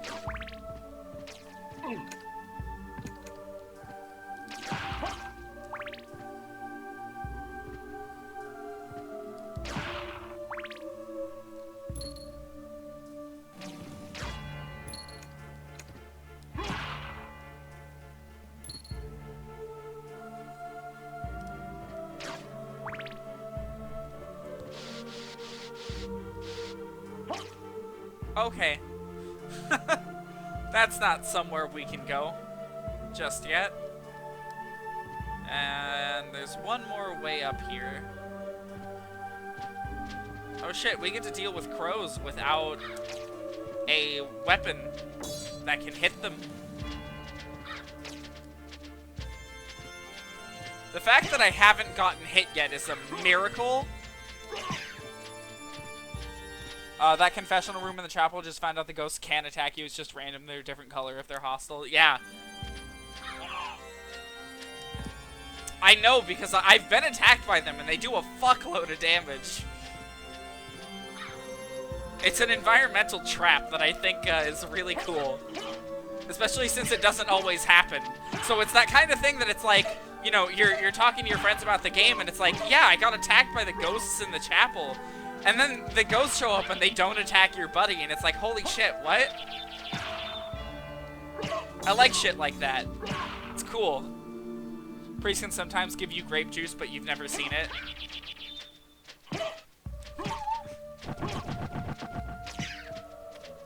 We'll have to go to the left here. Well, we can't do anything about that. Although that area is actually required. So we'll be back. Interesting, it didn't mark it as visited on the map. Weird. Alright, looks like we're going all the way to the right so we can hit that warp point. Time is at 11:43. It's a nice little Hall of Certain Doom. Yeah. Don't worry, we'll eventually be equipped to deal with it. That's the name of the game when it comes to Metroidvania. You see something, you're like, wow, what? How do I do that? And then eventually you go, oh! Because you get like a new item or something, and those areas pop back into your head. It's such a really solid way to design a video game, just because it gives the player a lot of trust in figuring their own way through the game, as opposed to being guided. One of the spots Richter can't pass, period. Yeah. I don't know what the item you need for that is.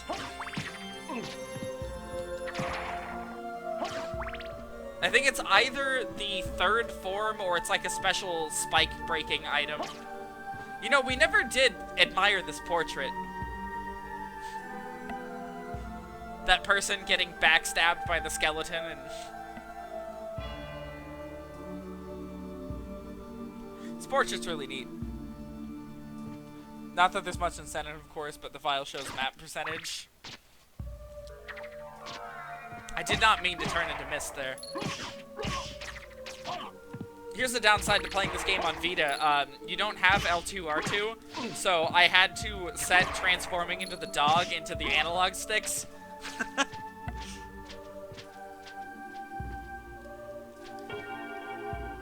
Which, is not as easily accessible. Oh, we should actually head into this room down at the bottom here.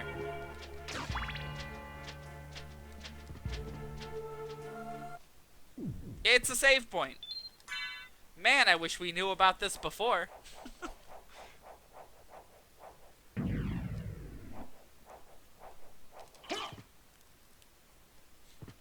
Always check the wall opposite of the save point or warp point. Always.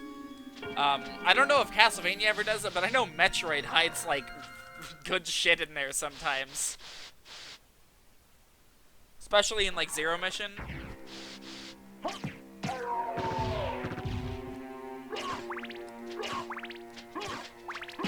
You know, speaking of, I've never been able to get into Metroid the same way as I have been, like, Metroidvania, Castlevania games. I don't really know why that is. I loved Axiom Verge, but Metroid itself, I've never been able to get into.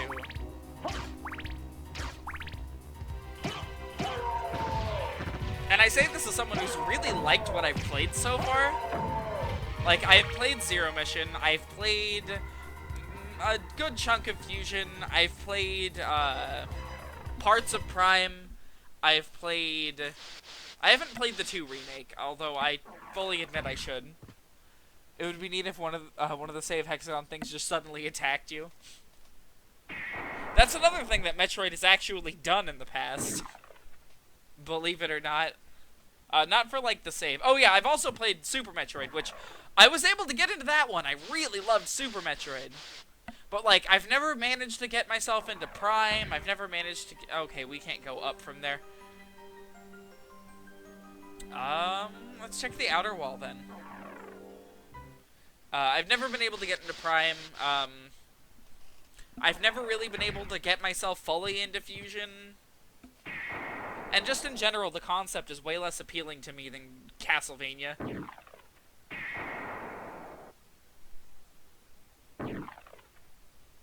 Okay, we're in the right area. I'm pretty sure there's an area that only Mist can pass through down here that we have to go visit, so might as well.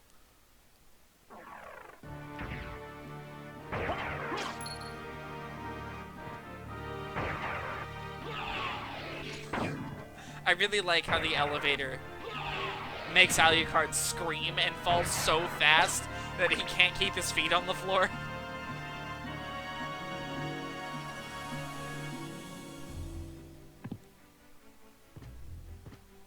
Yeah. The Alucard scream's really good. I like it.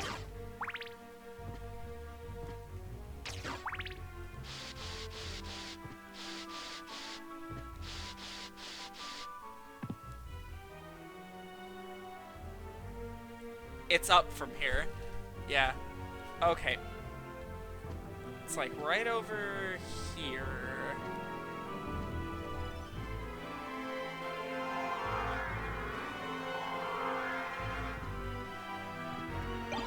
Mirror Curious and Jewel Knuckles. Let's see. Jewel Knuckles will definitely not use, but...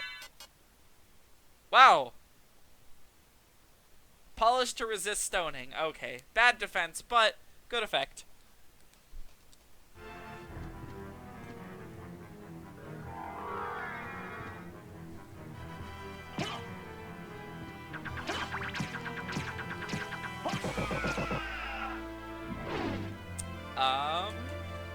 Oh shit, we got him, like, dying in the background here. Let's see, where else can we go with Mist? Mist is, like, really, really picky about what it can do. And this is the only iron grating we've seen so far, so I guess we'll just go and explore a couple areas we haven't explored. You can enter that room early via super ultra secret platform nobody would ever think to find. It's like a Simon's Quest type puzzle, very odd. Holy shit, well now we have to find it. Let's see, so it's probably over here. Are we lined up with it? No. Now we are. Okay, so the platform would be like right here, right?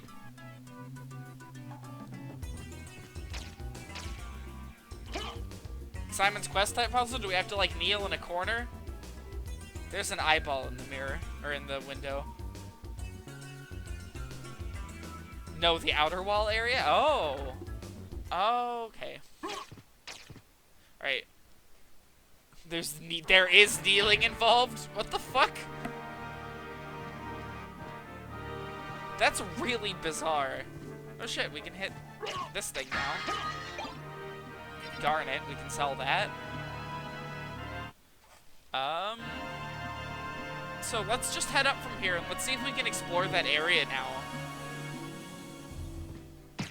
You know, the one we started the stream trying to explore and then just died in over and over again.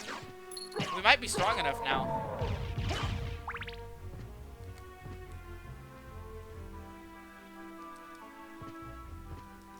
Might as well hit a save point now, thinking about it. And we will be ending off probably at the next save point we find in that area. That should probably hit us a little bit after 12.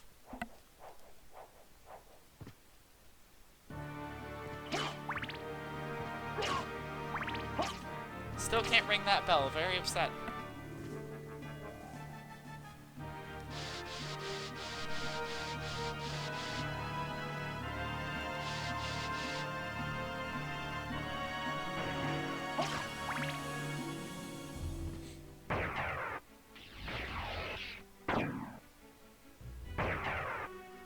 Doppelganger and Symphony is the only boss that's actually stopped by the watch. Oh, that's interesting.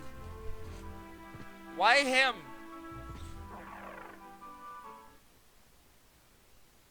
I think this is the... No, this is not the right way into that area.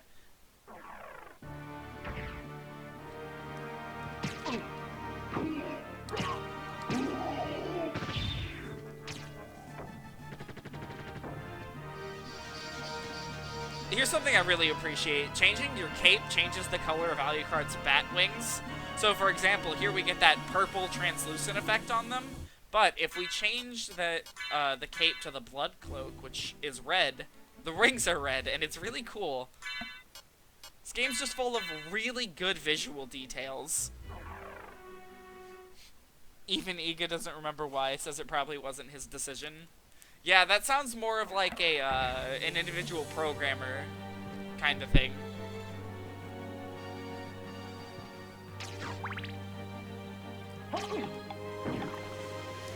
Nope.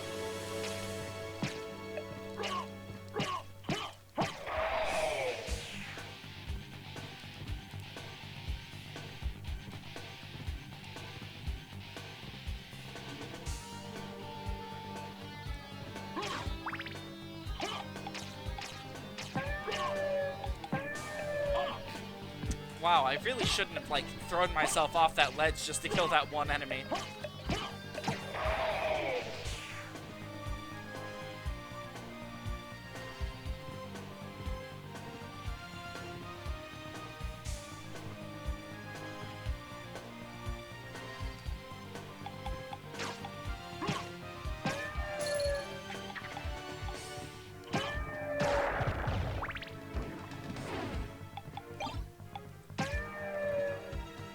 I feel like every time we get a magic missile, it just, like, spells doom for whatever we're doing at that moment in time. Because it's very rare that I get one and keep it. Hey, there's items up there. Not ones I can get just yet.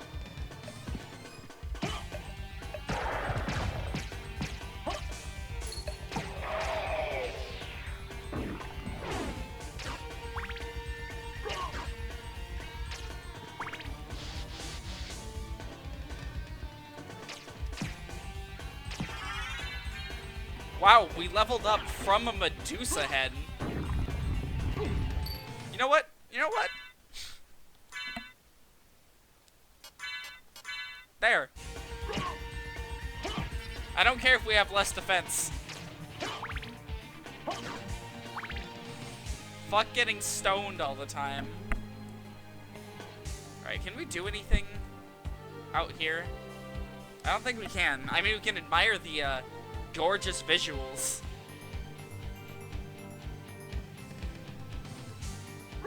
Magic missile, one of the many items you never used. iCard knows that getting stoned is no good. Remember, guys, if your drug dealer, your local drug dealer, just offers you free marijuana, don't take it. Wink, wink. Yep. Anti-drug PSAs were so fucking funny back in the day. Especially, like, growing up in a school that, like, did the DARE program because, like, what? You think people are just gonna, like, offer me drugs? No, you gotta buy those. Come on.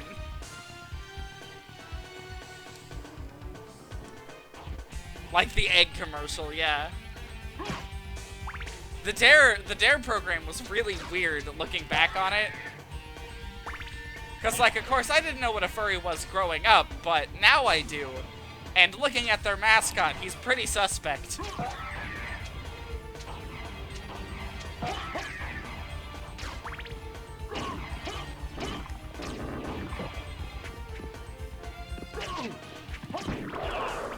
God, I hate these creatures. Please tell me that's the only one in this room. Nope.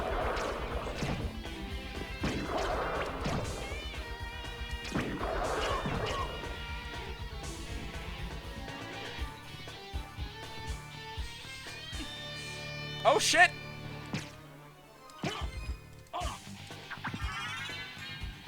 We've got a really, really edgy anime swordsman that I made very short work of.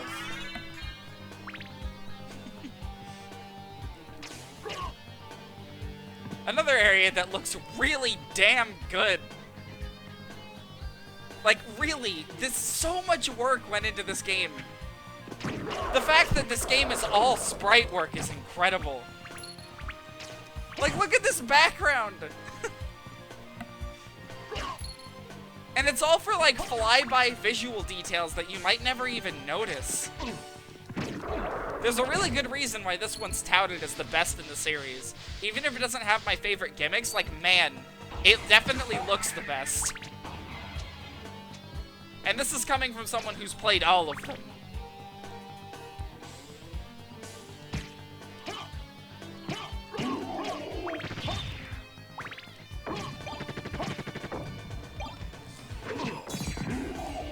Oh. What's that guy? Gladius, I think his name is? No, Vandal Sword.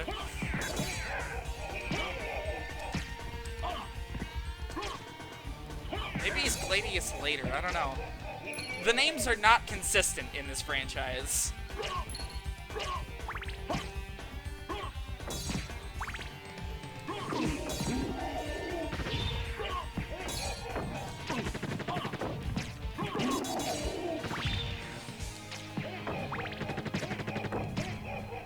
That guy laughs when you hit him. That's good.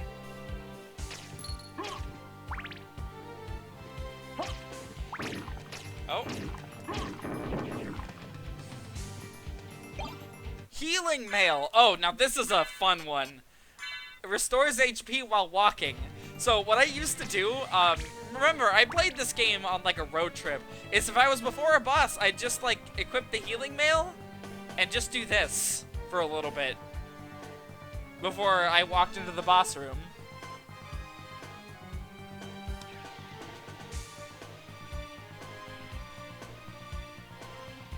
And I would just sit here and grind up HP. It doesn't have a very good defense stat from what I remember. Yeah, it's slightly better than the Mirror Curious, but I might as well equip the gold plate for now.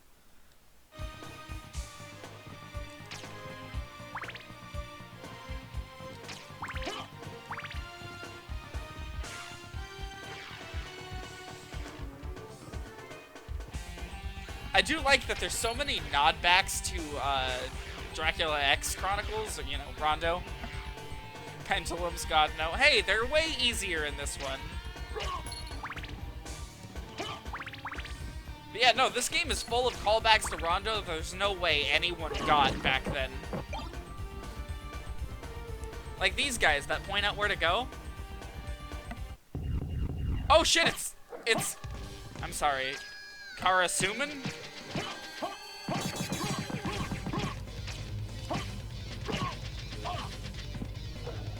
This guy's name is Malphas in, like, every game after this one. And he's dead.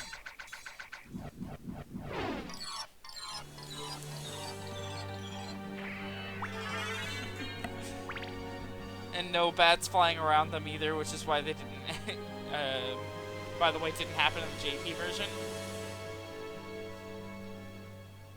Hey, we're up to 175. We're probably... Yep.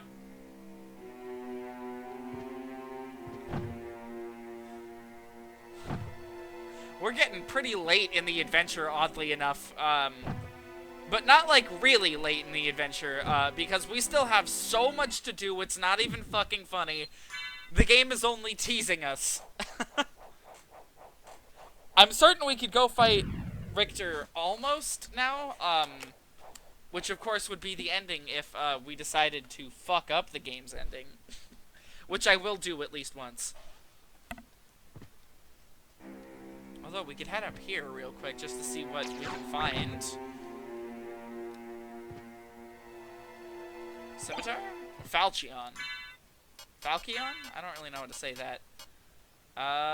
Slightly worse than the Morningstar. I'll go ahead and keep the Morningstar. 5 or 6 more streams worth of stuff left to do? Yeah. I'd just like to take this as a reminder to say that next Saturday's stream is not happening. Falchion? I don't know. Anyways, it is now 12 and we hit a save point, so that's gonna be it for tonight. We are going to go ahead and do the post-stream.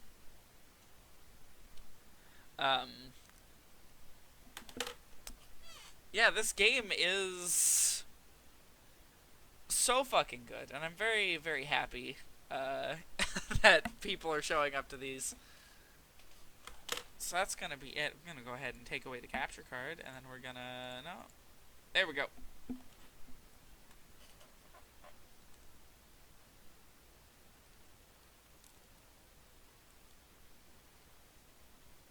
Turn off the system from here. There we go. Okay, so first off, we got to take a look at the fan art that Toontastic was posting. Oh, oh no, he's scary. Here is the wonderful Chicken Dracula fan art. Thank you, Toontastic. Wow, he's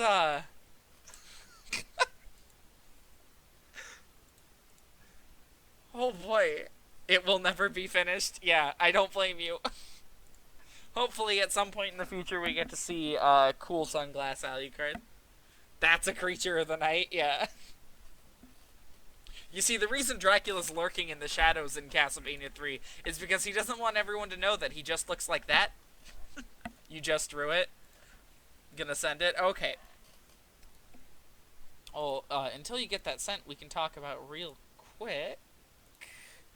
We can talk about the Sega Fog Gaming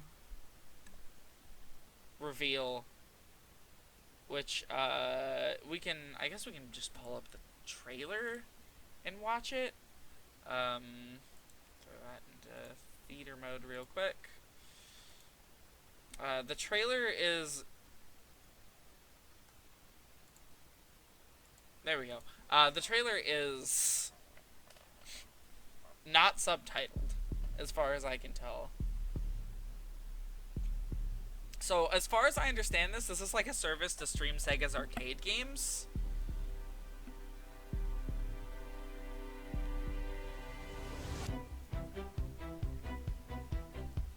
I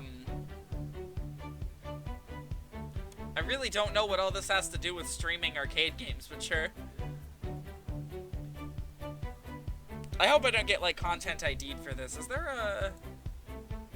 Yeah, I could load it higher, but eh.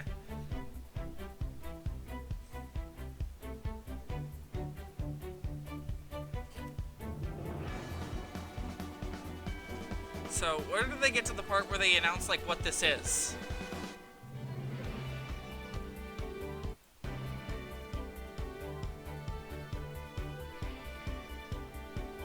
They have Yakuza, they have Persona, acting as though they have any ownership or any credit for that.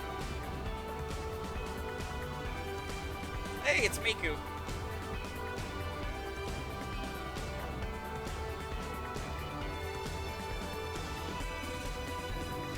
Why do they have their hands on Lupin? What the fuck? So what is this? Do we know?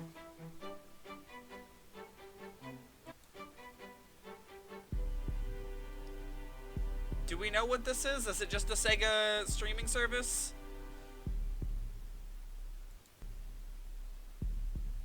No, this is just a trailer for something called Go Sega.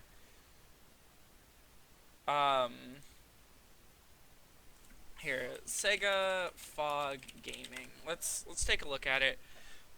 So, the idea behind this is that you can stream arcade games, and the way that you can do it is you essentially just stream from the actual arcade machine is the idea, I think.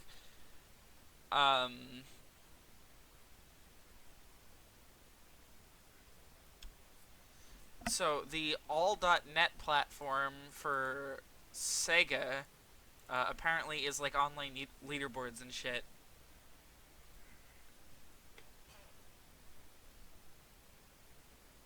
Yeah, so the idea is the arcades are only open for about 8 hours a day, so this will give people the option to play at home, which I don't think this is anything we'll be able to do overseas, but it's a neat idea.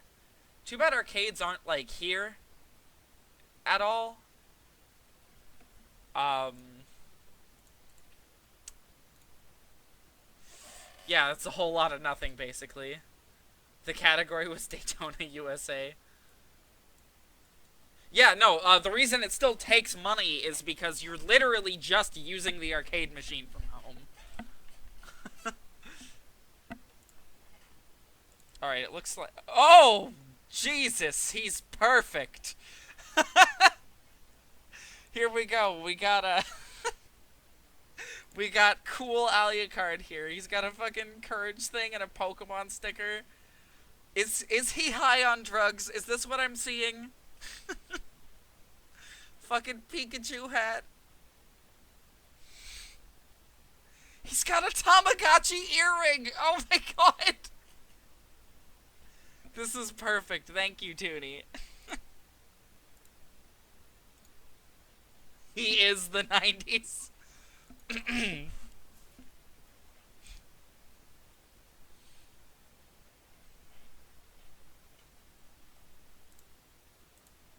So, yeah, apparently, Sega really, really wants to get this fog gaming thing off the ground.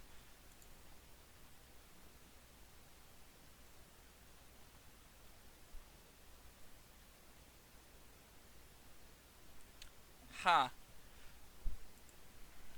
It's not really a whole lot of info on it. It doesn't look like, Sega's, like, actually launched anything for it. Dracula, I realize the irony in what I'm about to say, but God save me, please, he says watching 90s Alucard walk into his room with 2 Chrysocrims. Literally Stadia, but with Sega games. Yeah, but here's the thing. It's with arcade games. Which, like, inherently is really cool, because arcade games are really hard to take home. Yeah, Sega has really good arcade games. The problem is you can't really play them at home. At all, because Sega doesn't port them anywhere. Now, there's also the issue of arcade games having,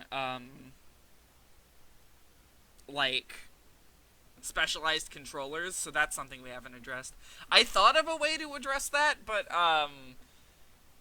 it's a little, I guess you could say it's a little bit of a stretch to think that people would do it. But, so what if Sega released, like, an at-home, like, arcade architecture, which, granted, all arcade machines use different architectures, different shit, but, like, we had, like, a version of MAME or something, right, that ran on a big box, and what you could, like, when an like, let's just say an arcade buys an arcade cabinet for something like, say, Here's a good example. Theater Rhythm All-Star Carnival. It has a completely original controller to it, thus it really can't be ported anywhere, and it's really hard to play at home. So, what if when the, like, arcade owner bought the thing, or bought the arcade game, right? The arcade machine came with, like, a specialized software controller bundle for people to buy for, like, a couple $100 that could run on one of these arcade boxes that you could take home. That way the arcade, like, owner could sell and make money off of the game, like, further than just having it set up, and we could have a way to play arcade machines at home. Should be a really interesting idea and concept. I doubt they'd do it, though. I think the Dracula from Before Dropping Meat is how he places a curse on Simon in that timeline. Simon's, like, curse in Castlevania 2 is just food poisoning from wall meat.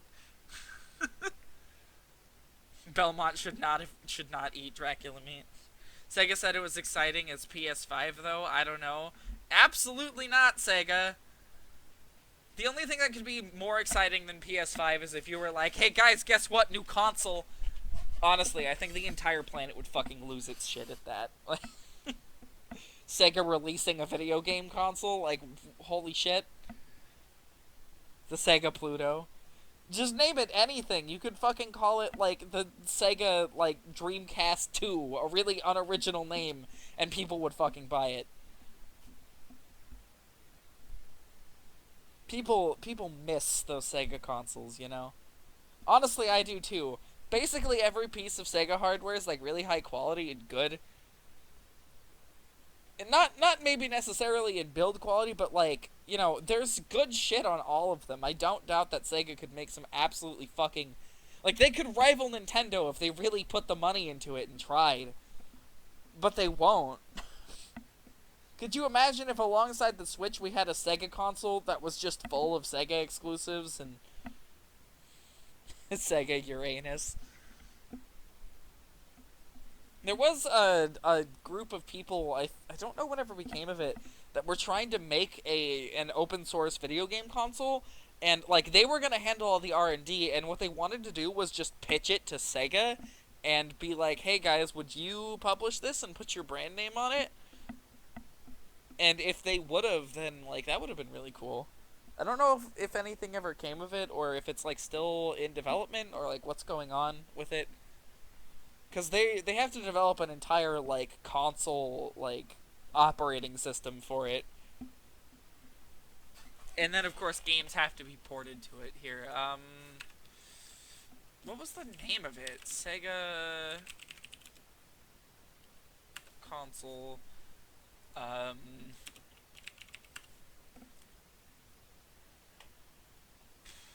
what was the name of that? It was, oh, hold on, what?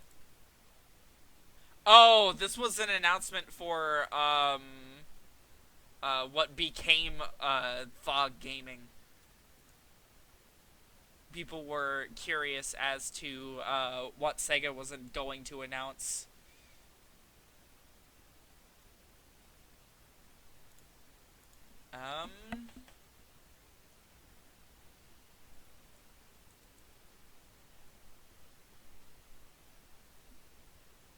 There's a Reddit source. I don't know how original it is. I appreciate the self-portrait, Whale. I appreciate it.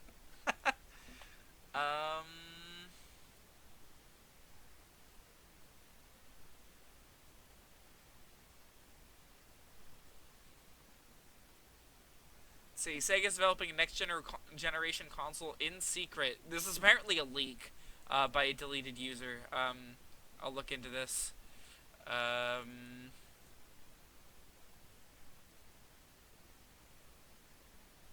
lot of people are saying fake.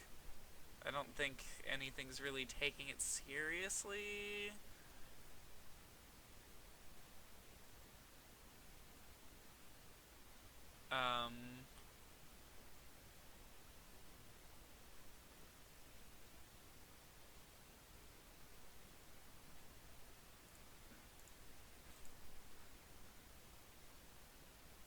Sega won't do, though, all the skilled devs left. Yeah. I'd say Sega, if Sega really put the effort into it, and they really made an effort to make their company a good place for developers, they could totally make a re-entry into the console market, just the same way that Nintendo has, like, held a grip, just by focusing on their own IPs, you know? Could you fucking imagine if Shin Megami Tensei was suddenly an exclusive to a Sega console? People would fucking buy that shit. Could you imagine if they just brought back Jet Set Radio, they brought back Space Channel 5, they brought back, like, a whole bunch of shit? Maybe they have their own virtual console service to buy these old games? All Sega has now is Sonic, Yakuza, and Persona. Oh no, they own so much more.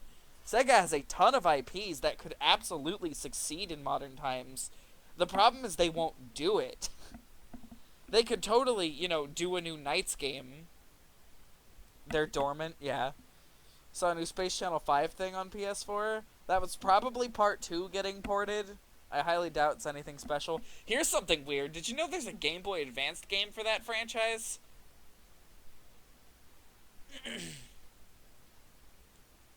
It was a VR thing. Ooh, I should take a look into that. Space Channel 5 VR. Yeah, Space Channel 5 VR, it's a thing. Honestly, it fits.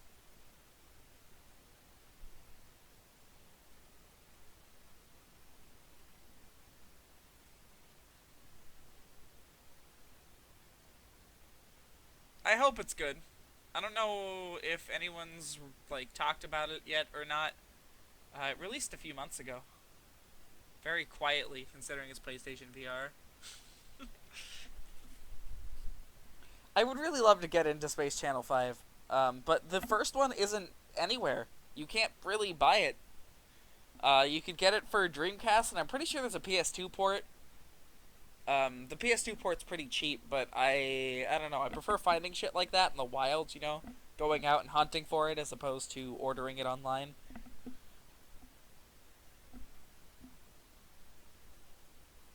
Although, I'm fully willing to admit that that's a little bit harder to do now, considering, you know, locked at home and all that.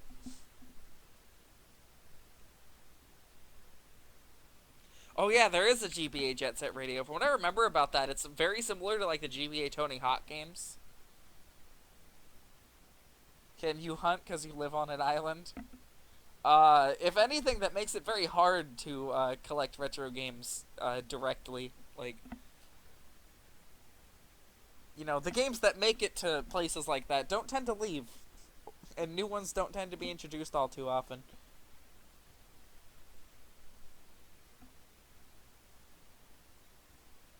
But we do not have Most Wanted, which is an awesome retro Oh, we do have Most Wanted, which is an awesome retro shop. Retro shops are really great. Unfortunately, my area doesn't have any. We used to have one, but the owner was kind of a scumbag, and word kind of got out about that, and he eventually just left. Your area has a few. Yeah, I can find some. I just have to drive like 40 minutes to go visit any. Which is why every year I drive to Portland for the Portland Retro Gaming Expo, which is a convention that it's exactly what it sounds like. You can walk to them. Found a copy of Gex on Nintendo 64. It was cool. Yeah, every year I go for some good shit. And every year I find shit that I'm never expecting to find. Can I find?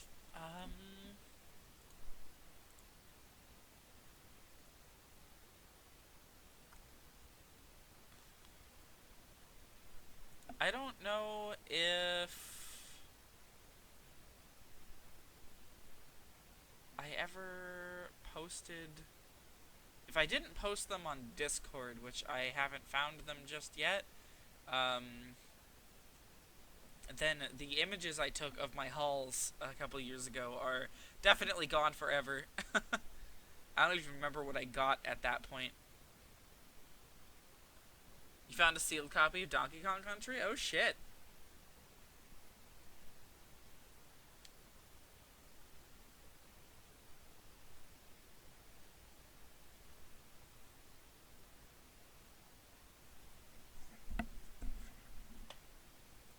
Yeah, this was last year. I found it. I found it.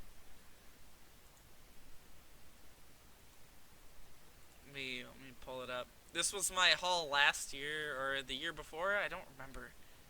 I don't remember when this was taken. I'll have to check this. But yeah, I picked up TurboGrafx 16, a few games for it, a boxed Game Boy Advance. This had to have been a couple years ago because I picked up Musinks.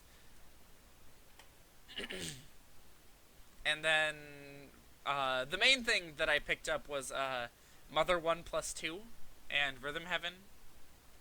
And then that there is a, let's see if I can zoom in a little bit. That right there is a Pokemon ROM hack called Light Platinum.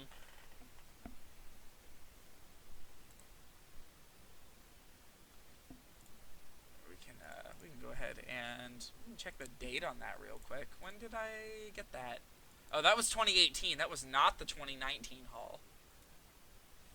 Is that an Evangelion game? It is. It was $5, and I picked it up as a collector's item as opposed to something I intended to play. It's entirely in Japanese on a region-locked console, so I haven't had a chance to play it.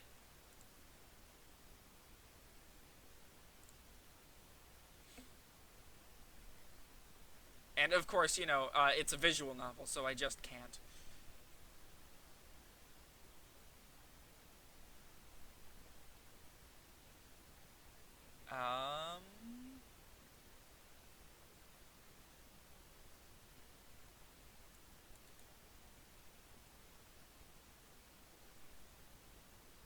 There's an Ava fighting game on N64. Yeah, and it's really fucking expensive.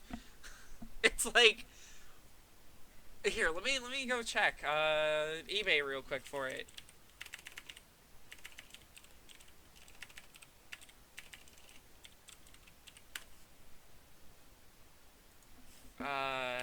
Evangelion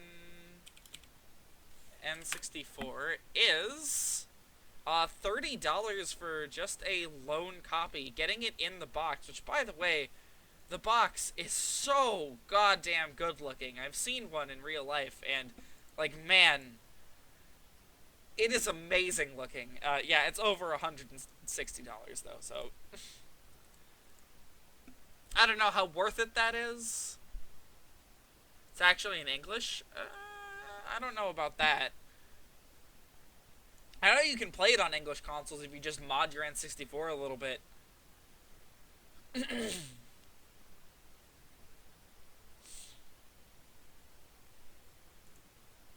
Close a lot of these tabs.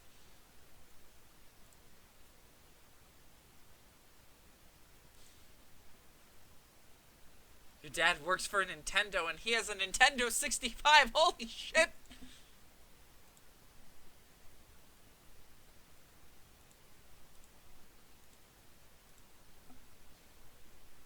You have a Game Sphere? Holy shit! See, now that's rare. Let me see if I can find my 2019 haul. I know my 2017 haul had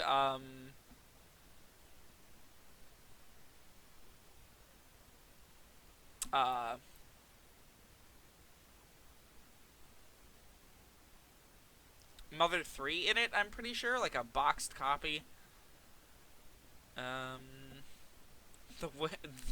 You also have the unreleased console, the Sega Jupiter. Oh, you have the Hyper Nintendo and the Game Man?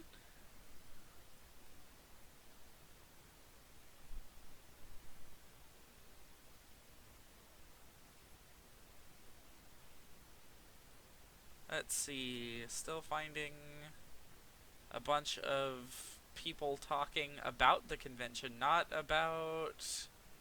God, I had to go so far back for this. Aha! There it is. This is my 2019 haul. I got a lot of shit in 2019. 2019 was when I decided to finally start going all in on collecting PSP games because it's like my favorite console, and my god, I picked up a lot of weird shit. So, starting over here, first off, you can't really tell, but up here is a Mortal Kombat Plug and Play, which is currently at a friend's house. I wasn't going to buy it, and then me and my friend noticed that there is a multiplayer port on the top of the console, so we had to. There was no way we wouldn't. But yeah, I got Sonic 3D Blast for PC. I got a new copy of Spyro 2 with like a foil manual cover, which is really cool. Craziest shit I picked up though, are these two right here. These game cartridges. One of them is Superman Returns 2, which the title is also written here in like fucking I think that's Arabic. I paid like $5 for both of these consoles. They just had a ton of them, and even the people at the booth are like, "Look, we got these in a random shipment from like nowhere. We don't know where they came from, and they all have something weird and different on them." Superman Returns 2, these cartridges were all a Master System game, like a Superman Master System game. This one right here, they told me they thought it was Batman, but they weren't sure. It's actually Harry Potter on the Game Boy Advanced. And not just any Harry Potter, it's Half-Blood Prince. I don't get it. It's very strange. If I could ever get it to, like, load up onto a Retrorun or something, maybe it'd be fun to do a stream checking these two bootlegs out. I think I got this thing out of, like, a grab bag. I don't think I actually set out to buy it.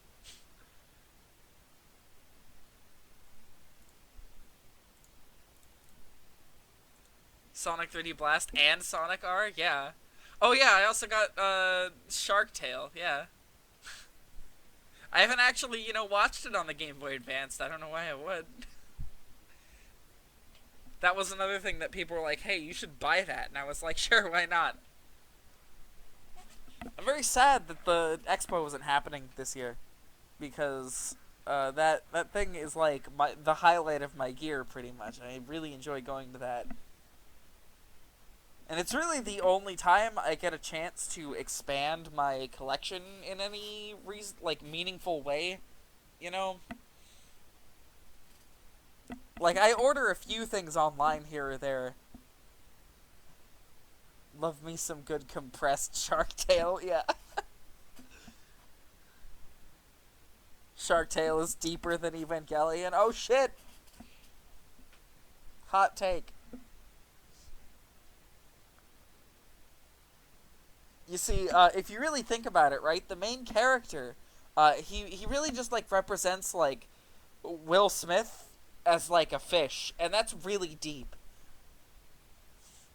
Yeah, and it's all under the water, like, man, that's, like, such a gloomy setting. I'm trying to remember my hauls from past years. I don't know if I ever posted them. You're right. It does take place deep underwater. That is physically very deep.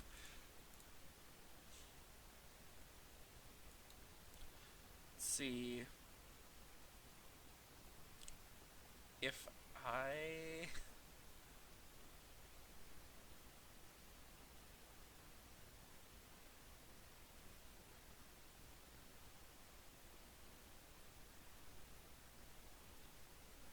Maybe somewhere in these messages I sent my 2017 haul. I definitely don't have the image anymore, sadly. Nope, I didn't send it. What if there's a third storybook game? They actually did a poll on that at one point, and like the fan consensus was, hey, I want it to be at, or like, it should be, oh, when was it? Yeah, Greek mythology, that was it. But of course, they never put it into production because Black Knight was really just the end of an era for Sonic. That's before they changed the writing staff as hard as they did.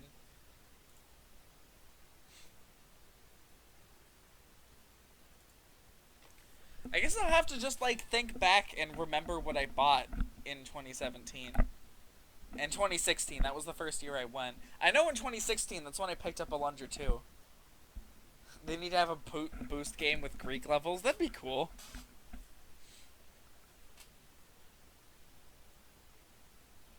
Apatos was indeed beautiful, yes. It'd be really cool to see like areas based off of like, you know, massive mazes, like the one that like the Minotaurs found in, or like where Sonic's character model became stuck in the 3 possible facial expressions. Yeah, and it's before his writing became so bad it's inexcusable. Have an Apatos-like level in Mount Olympus in the underworld. Oh yeah. They could also do shit like the river Styx. You know, running along the water on that thing would be so fucking cool. They could do a lot with the Greek setting and have it be really fun. Who would be Hades? I don't know. It really depends on how you want to frame the plot. Who you want the villain to be. And then all the other characters would sort of fall into place around them. Yeah, Minotaur Maze would be a lot of fun as a boost game. Like a boost gimmick. Do you think they would take the Disney approach and make Hades the bad guy? I don't know. You know, you can never really predict how Sega would do something. Especially during the days of the Storybook series. Like, Eggman isn't even a villain in the Secret Rings. He's just kind of whatever.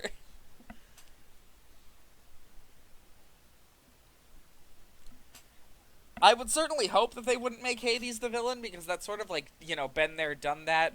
Not only in every single, like, in the Disney movie, but also in every Kingdom Hearts game. Eggman's essentially a side character. Yeah, with Eraser Jin being the more prominent guy. I'm pretty sure the same thing happens in Black Knight. I don't think Eggman's in that game at all, actually, now that I think about it. If he is, it's another side role that is clearly not important enough for me to remember. Is he in Black Knight? I don't even know. Poseidon would be the villain because water. He would make a good villain. Honestly, a good villain for that game would be anyone that can buff themselves up unbelievably so that we can have a really cool ending battle like we did with the other ones, where we can introduce like some cool new form of Sonic. Like a lightning form or something like that. Kronos could be a villain? Oh yeah, that's true. I have not played Black Knight, so I would not know. Oh! You should play Black Knight. It's the better of the 2 Wii games, in my opinion. The levels are less inspired and the gameplay is more waggly, but it's less frustrating than Secret Rings, because the controls for the most part work, and the plot is fantastic. But of course, you know, if you just want to wait for the streams, that's fine too. Either way, you'll get the plot. Let me do a quick Google search. Does he show up? Eggman, Sonic, and the Black Knight.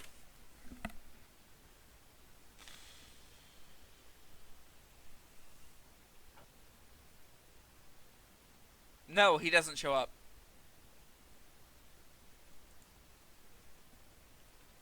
The most I can find is like fan art of like him as like a father figure to Merlina, and that's it. He appears to not show up.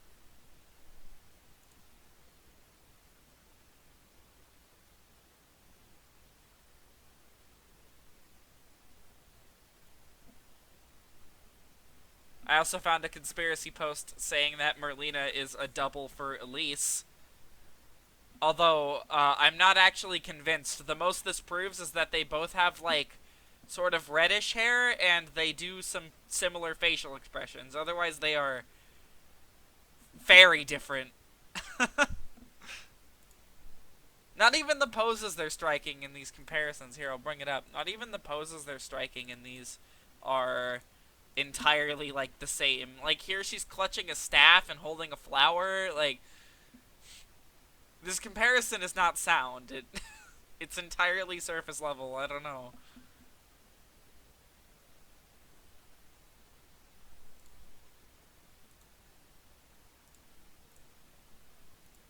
Is Black Knight the first game to introduce Sonic's love of chili dogs into game canon? I don't think it's the first game, but it's definitely the first one to show him eating one. Knuckles is Ares. Oh yeah, definitely. Knuckles is absolutely Ares. Rouge is Aphrodite. Yep. Um, or Amy could fit into that role, I guess. Depending on how you. Again, it all depends on how you want to approach writing the plot. You could make like Oh shit! Did I leave that up? I did. Hooray! We get an infinite window into hell. Amy is 12. Are we really going to sit here and act like Sonic's canon ages are a thing? Like they matter? Because they really don't. Sega never acknowledges them. Since when has age ever stopped the game or the fans? Yeah, exactly. Sega never acknowledges the characters' actual ages. Sonic has been, like, canonically 16 for, like, 18 different adventures. Tails is 8 and a wanted criminal. Yeah. I really love that Tails is, like, an actual wanted criminal with a bounty on his head in SA2.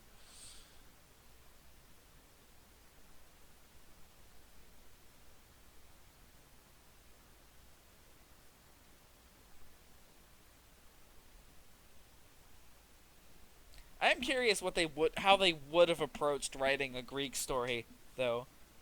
His description on the science is super vague too. Yeah.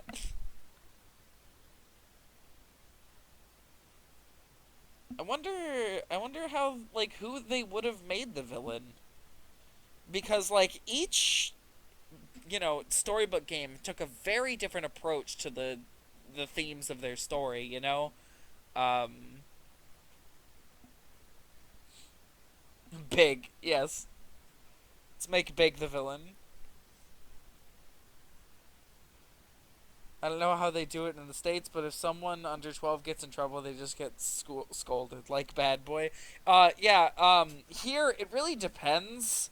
We have juvenile, prisons, the juvenile detention halls, but I'm really not sure what the age limits are for those. I think it changes from state to state. Nothing's really super standardized here.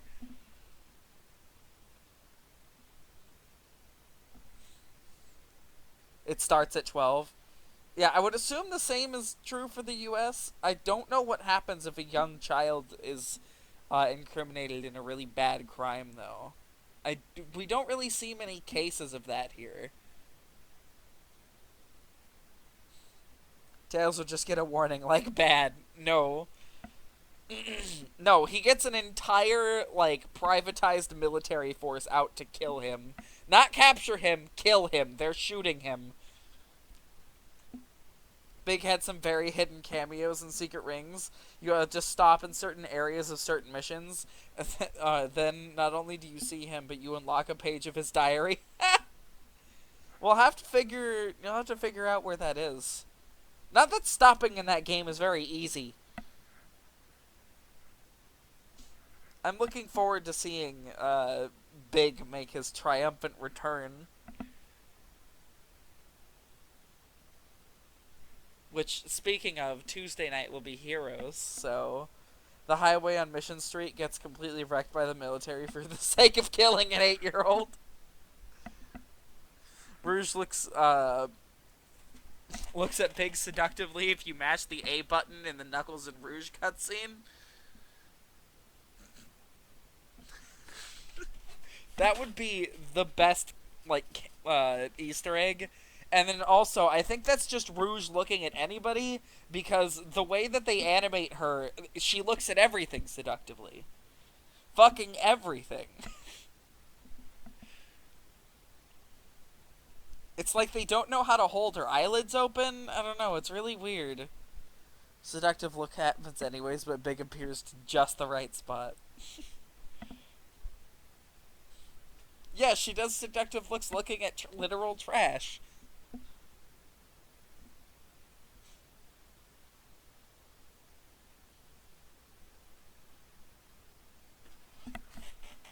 I'm sorry, you're posting a video of this? What? Rouge is permanently seductive and flirty. Yeah, it's bizarre. It's like she's not even aware she's doing it. It's really weird. Her least seductive appearance was in 06, and that's because it's 06. Where Shadow's story is, like, unnecessarily dark and really contrived, and it's amazing.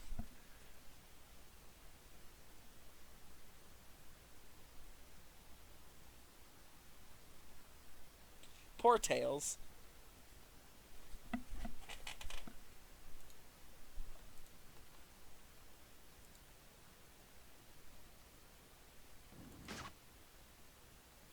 Where's the big appearance?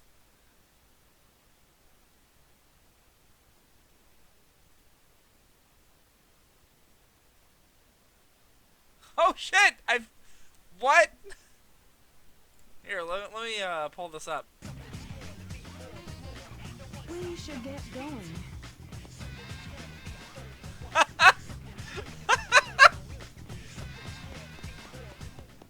What the fuck? Jesus. How come Sonic bird characters can't fly by default, but a fox and a rabbit can? I don't know. Not to mention, in bats, the bat can't fly, but she can glide like an echidna can? Some animator had fun with that. Oh yeah, for sure. I like how she gives, like, this smirk. Like, I think in context she's supposed to be smirking at Knuckles, but, like, no, she's totally smirking at Big. She sees Big and recognizes him. Like, the only thing echidnas have is 3... Oh, yeah. We're not gonna talk about echidna dick. It's gross. Jet the Hawk can't fly without a board. That is true. None of the birds from Riders can fly. Granted, they're never really given the opportunity to.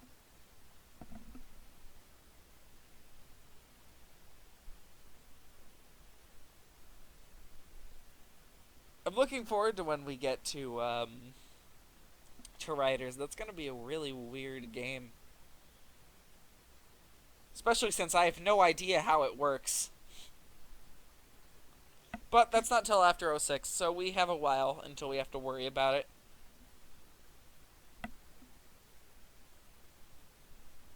Yeah, no one does, it's true. Apparently, the game is, like, still going. People, like, really like it from a competitive standpoint. It's got, like, a lot to it competitively. When are we getting back to Sonic Shuffle? Never. Speaking of, the editor that I chose appears to have fallen through, so it looks like I'll have to find time to fix the audio on that stream myself, which is interesting. I have an unlisted version of the stream that is up on YouTube. I could send it in... I'll send it tonight, in the Discord, for anyone who wants to watch the rough version of it, where the audio gets all fucked up, while I work on slowly fixing the audio. Jet does mention becoming one with the wind to be the fastest rider, but then of course he's shown that even without wings, Sonic can still fly.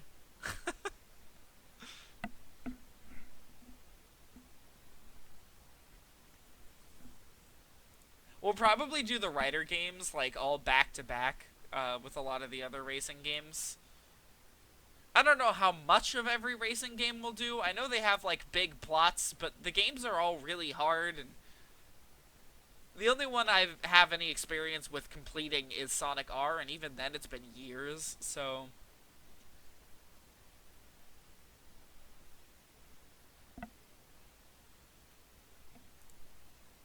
Sonic 06 isn't good, but it's better than a lot of Sonic games.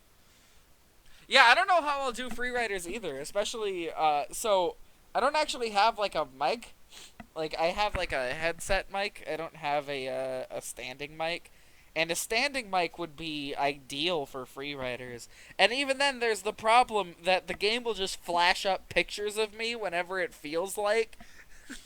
And I don't know if I want that to happen. I don't know if you can turn that off or not either. That's just something the Kinect does sometimes. We'll have to see.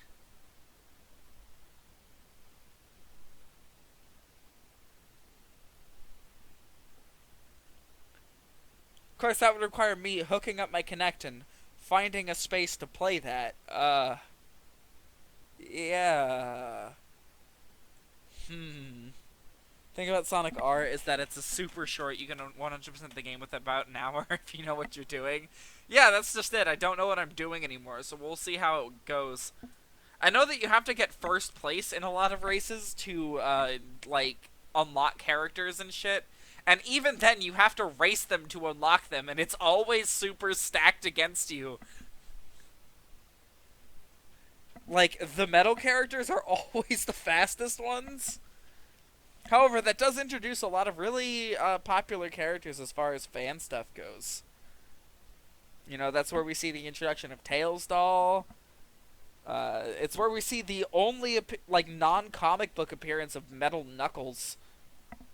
The characters, you only need to finish third or higher race to race the characters. Oh, that's good. I was always, as a kid, I was always, like, first place or nothing, so... Sonic shuffled his way into his heart and made you finally feel the sunshine. Metal Knuckles has a really neat design if you've never seen it.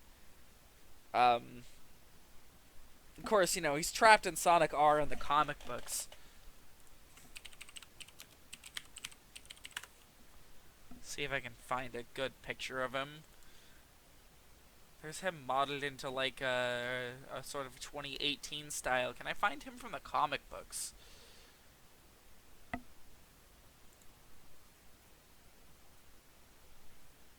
Yeah, there we go. There's Metal Knuckles. You can see him there. And then here's this Sonic R model. He's one of the cooler looking metal characters. God, you find a lot of weird shit on Google Images for obscure characters. Metal Knuckles AI is borked in the GameCube version, not sure about other ports. Really? I've never noticed. Metal Cream would be cool. I don't think we want to see that, given the horrifying implications of it, but yeah. You were gonna make a plush of him? I have, actually. Do I still have it? Hold on. Let me peek into the spot where I know he normally sits. Okay, he's not normally where I leave him. I have a silver plush that someone made, that I bought at, like, a county fair or a state fair or something at, like, a booth. And it's, like, it's decent quality. It's not the best.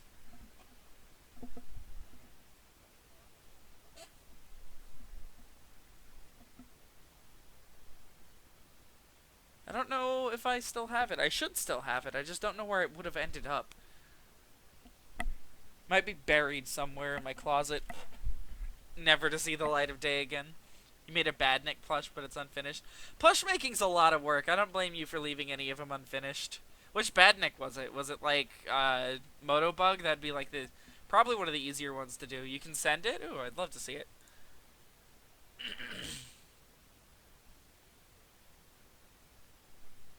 Motobug? Yeah.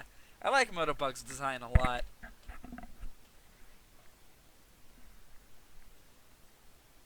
We're getting closer to the end of the stream here. I will be cutting it short at 1 a.m. tonight. I guess not short, but like cutting it on time at 1 a.m. tonight. I'm very tired.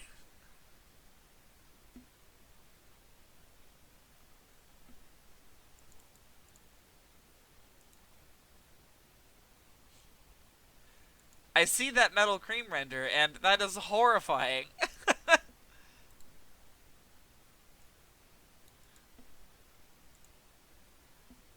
Again, I hate the implications of that, because Metal Cream implies that Cream was roboticized.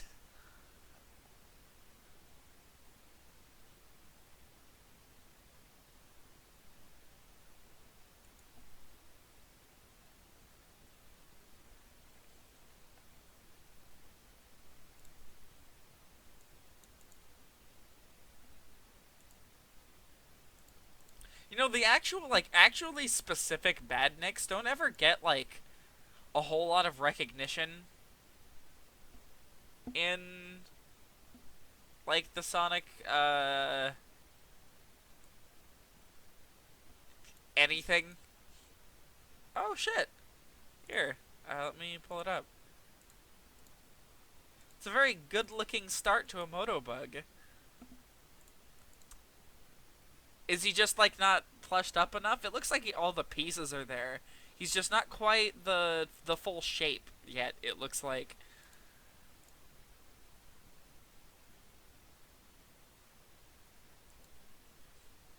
Never finished the arms, yeah.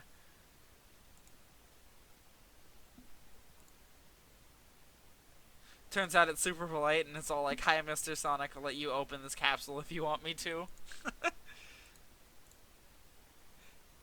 But, like, how about, like, just only in words? It's actually just super cruel otherwise.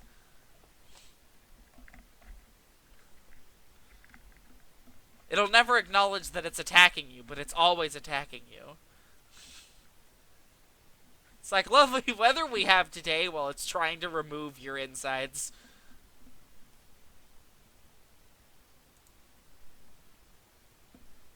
Cream is really strange because she only ever has, like, 3 or so in-game appearances. Robot Cheese would be scary. Yeah, fucking literal missile of death. Cream only has, like, 3 in-game appearances. She's in Advance 2. She's in Heroes. She makes cameos in 3. I think that's it. And of course there's Cream's mom, who shows up even less somehow, only appearing in the ending of Advance 2. She's playable in 3, is she? So yeah, she's got 3 playable series appearances, and then she's got a cameo. Oh, and she does show up in Rush, that's right. She doesn't show up in Rush Adventure, she's only in regular Rush, as like a side character for plays. Cream's mom is in Rush. Here, what's her name? Isn't it Vanilla?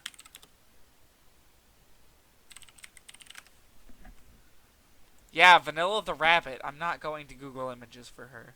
Appearances, she shows up in Advance 2, Advance 3, and Rush.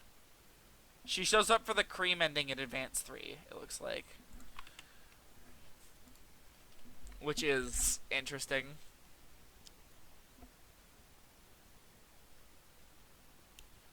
She might be in battle. She is not in battle. What the fuck? Why would she not be in battle? Wait, battle has Emerald. Wouldn't blame you if you never got to her in Advance 3. You have to complete Cybertrack Act 3 as Sonic specifically. They never tell you this. What the fuck? Why? Thought she did have a story in battle. It's not listed here. Oh wait, no, that's Vanilla. Cream the Rabbit. I mean, it's even weirder that Vanilla doesn't show up in battle. Cream shows up in battle. Vanilla does not. It's like, okay, I guess Cream's just running around without her mom. That's fine. How old is she canonically? Isn't she like 6? Yeah, she's 6. This child.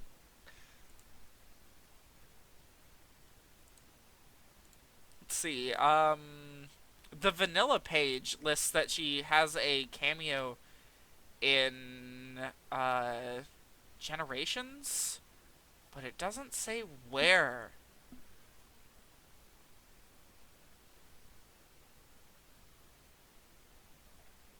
Huh.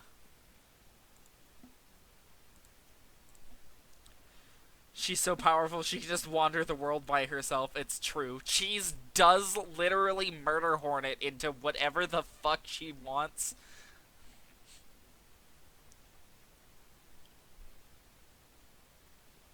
Oh shit! Reading into it, Cream's design, it went through a lot of, like, changes and stuff, but eventually the redesigns, or like the old designs, were used for Marine the Raccoon and Styx the Badger, which is interesting. Marine being a character from Rush Adventure and Styx being the Boom character. Who literally should have just been Marine. Like, I can't stress that enough. They already had a raccoon that they never use. I don't get it.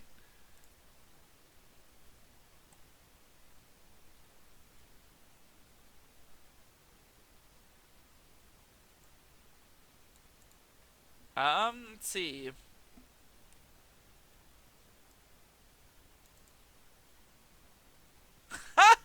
Sega apparently gave her the cream homing, or the cheese homing missile because, they didn't want her image as a sweet young girl to be damaged. I don't know how Cream could have possibly gotten caught by the first boss in Advance 2. Maybe it was all part of her plan. They released Chow in Space as an actual film. Would you watch it? They've released a 3-minute animation, and I haven't watched it yet. Although, yes, I would.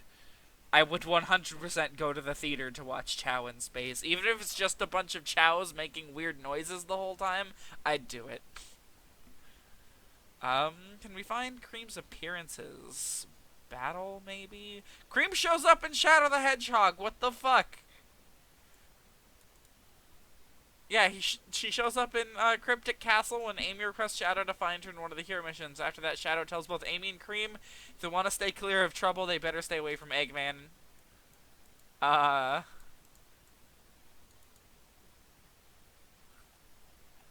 Can we find... And by the way, that's it. That's the end of her page, is listing that she was in Shadow the Hedgehog.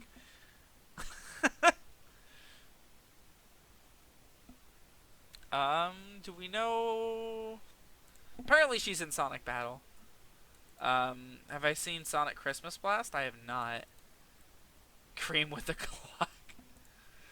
Knowing her, it's probably more like she nicely suggests that cheese destroys everything. If I remember right, she points forward. That's how she, like, does the attack. And she's just goes for it.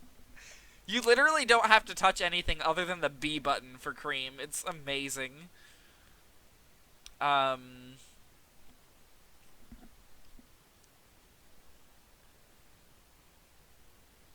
This is weird. Emerald and Gemerald are listed in her allies section. That's fun. Cream is nearly always smiling in that game, yeah. Wonder what Cheese's stats are. Monstrous. Don't piss him off. She's bouncy and happy about the sheer chaos Cheese causes. Wonder what an all S... Is this what an all S Chow is? Yes. I mean, considering the sheer amount of time Cream spends with Cheese, there's no way Cheese does not have a max stat or two. Cheese could beat Solaris. She's not in 06, so we don't know.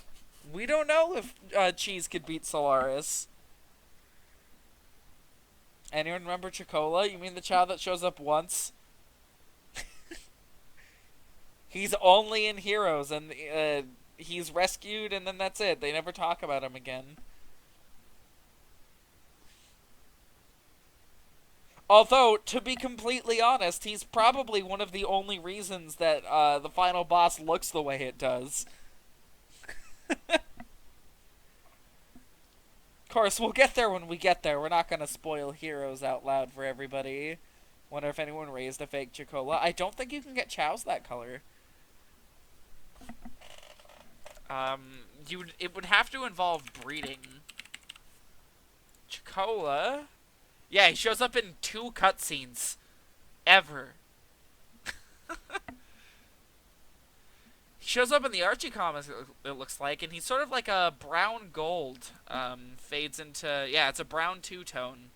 Wonder if Chocola's wandering a forest all by himself. He's with Cream and Cheese, most likely, considering we never see them ever again.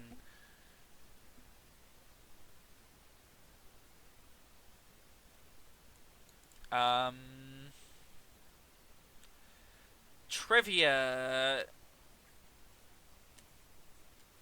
Amy name drops Chocola in Lego Dimensions while listing her past accomplishments during a quest in Sonic the Hedgehog Adventure World. The first time he has ever been referenced in a video game in 13 years. That's incredible. And then they also did... Oh, shit! There was 2020 art, Mother's Day art that Sega commissioned, and Chocola's in it. Which, like, to be honest, cream, cheese, vanilla are like the only characters with a mother dynamic in Sonic. So pretty sure you can get a brown Chow, so making him would be possible. Here, Sonic Adventure 2 Brown Chow.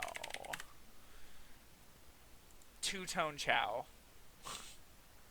Let's see. I found a page of all the possible ones. There's a bunch of green ones, which I know for a fact, these ones get really fucked up in the ports.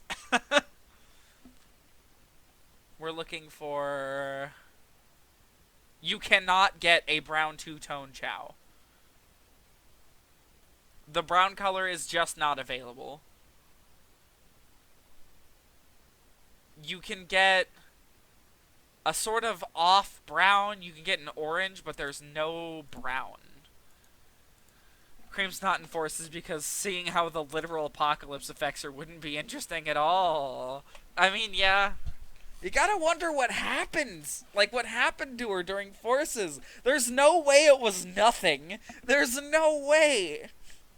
Orange two-tone, then? Yeah, this is as close as you can get to Chocola. However, you can get cheese by just buying a regular Chow egg and throwing it at a wall.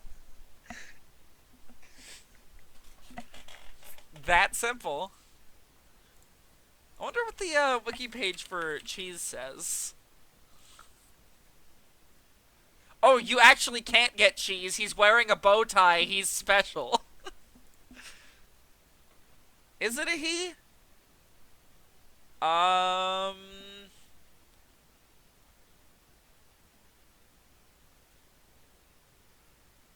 He's broken in Sonic Chronicles, apparently.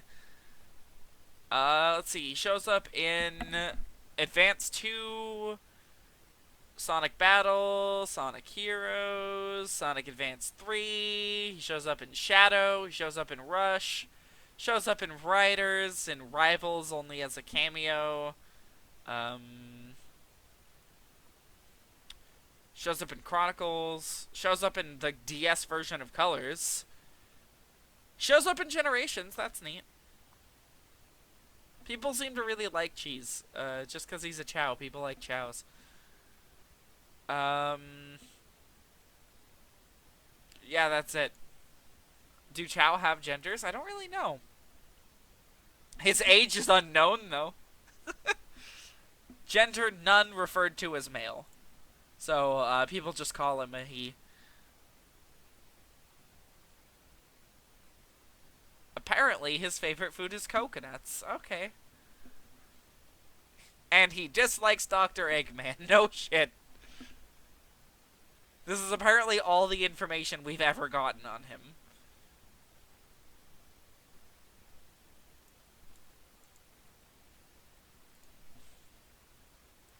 Cheese can literally be immortal. It's true, though. If you're unfamiliar with how Chow work, eventually they do die, but if you take good enough care of them, which it's hard to believe that cheese or cream wouldn't, they'll just like be reborn, and you'll just have another Chow. So chances are, she hasn't had the same cheese forever, but it's been the same cheese. You can make a Chaos Chow and then they'll live forever. Yeah. Which, I mean, clearly he's not at that point yet, so. This one line from Cream and Chronicles referring to Eggman. Oh, he's not that bad, just funny looking. Chronicles seems like an interesting game for Cream, so hopefully we'll see a lot more of her in that one. Chronicles is just, like, generally speaking, an interesting game for a lot of characters. Too bad it plays bad. It's so hard to release a Chow. It physically takes, like, the Chow takes a piece of your soul with it. Which is why you just don't do it. You don't release Chow. You've killed plenty of them? Oh, you monster!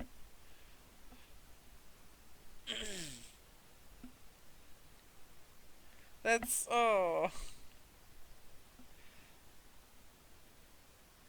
I can't say I expected that game to use only the stylus. Yeah, it's gonna be a nightmare to stream.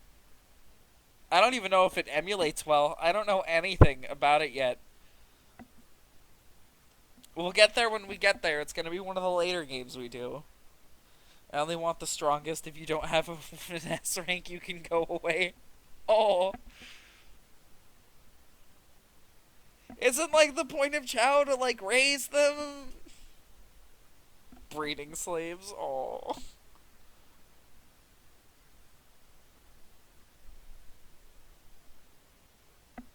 Although that's basically what they want you to do if you want to win some of those later races. Chow races are fucking awful, and I'm very glad we really didn't do any of them on the Adventure 2 streams. Must abuse and use them in any way possible. But they're cute. They're adorable. Hey, they exist for karate too, not just racing. You can do karate with them. For some reason. I don't know why. Anyways, it's getting pretty late. It's at 1 a.m. now. If you actually care for them, you get my situation where his run strat's growth was E rank. Oh.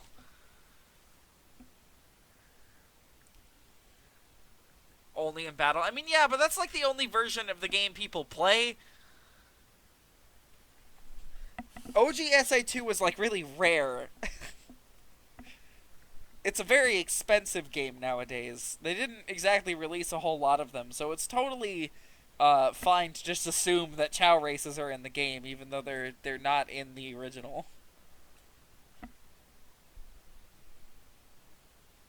It's $8 on PSN? No. You mean I'm talking the Dreamcast copy? Saw a Dreamcast copy of SA2 the other day, but no Dreamcast. Oh, you don't have one? Aw. It's a very good console. I don't know if you can still get it for cheap, though.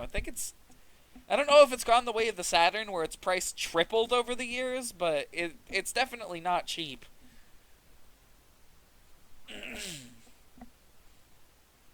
Because, like, the Saturn used to be about a $40 console, and now it's going for over $100, so... Your friend's dad had SA2 OG? Very good game. But, yeah... Honestly, I'd say in some ways it's better than Battle. It's got a bunch of big cameos. The cutscenes aren't rushed anymore. Or, like, you know, the dialogue is retained from the original version. And just overall, it's works a little better. Saturn Symphony wasn't over $100 everywhere I had to look. Yeah. Honestly, buying a Saturn isn't worth it. It just isn't. The amount of work you have to put in to get that console, like the amount of money you have to put in to get anything good running on that console is so ridiculously high. And then, what's your payoff? You get to play like 2 good games-ish? You get to play Panzer Dragoon if you can afford it. And you can play Knights, the original version, even though there's a remake on a console without a save battery built into it. So, like, you could, you know, not lose your save every 5 minutes. What else is good on it? I've heard Bug is, like, alright, but it's really expensive. I think there's, like, a version of Gex on the Saturn, but it's also expensive. There's some good fighting games, also expensive. Love how Ego wasn't happy with it, but that's what makes me even more interested. Yeah. There's good RPGs in Japan. Yeah, that's a problem. They're stuck in Japan. It'd be great to own both PS1 and Saturn editions. You like owning the complete package. Oh yeah, you can buy Sonic Extreme. You can just buy and play Sonic Extreme. It's that easy. Yeah, Saturn's like really expensive. Burning Rangers? Or Rangers? Yeah, that game's probably not cheap.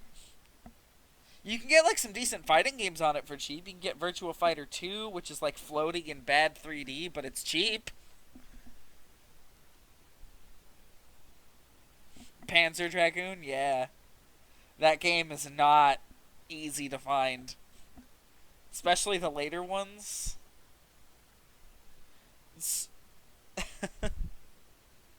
That super well-selling and completed game, Sonic Extreme. Yep.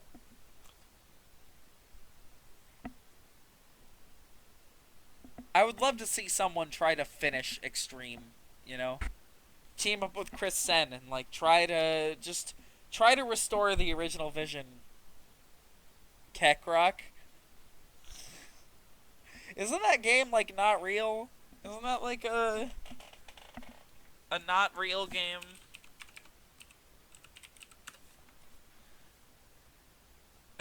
Yeah. Yeah, the game isn't real, and it's also on Genesis.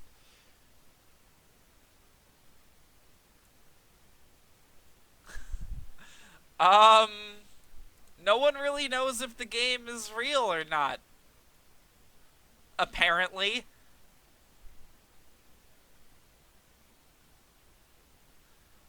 What? Your dad owns it? If I could get a picture of that... He works at Sega too. I would love to hear if, like... From what I've seen, it doesn't look like anyone really knows if it's, like, real or not. Like, no one can debunk it, because video games were, like, the Wild West back then, you know? Genesis had too many good games. Genesis honestly has the way stronger library between it and the Saturn, and you can get games on Genesis for far cheaper than you can on Saturn. Like, just right off the bat, you pick up your Genesis, Sonic 1, 2, 3, and Knuckles, that's only gonna run you, like, maybe $50, and you just get to play it. What's the most obscure game I know about? Oh, Lord. I have to think back into the archives of, shit I own. If I had to really... oh, no. If I had to limit it to shit I actually own, as opposed to just, like, really weird, obscure games, because, like, I have discs of previously lost Game Maker games. Which I don't even know if they still work or, like, what. I just know that they're around somewhere. I keep meaning to try them, but, like, whatever, who cares? They're Game Maker games. Dreamcast library is really good, though, considering it was only out for 3 years. Yeah, Dreamcast had an amazing library. The Saturn really didn't. That was, like, the problem. But, I'd say the most obscure game I own is Alundra 2. That game is... First off, the original Alundra was already really obscure, and then the fans of Alundra really hate the sequel and never talk about it, so Alundra 2 is just not talked about, ever. The SpongeBob level builder? Is there a Game Maker SpongeBob level builder? You used to make obscenely awful and brutal levels in that thing? Or is that on Dreamcast? Is there a SpongeBob Dreamcast game? I know there's a PS1 game.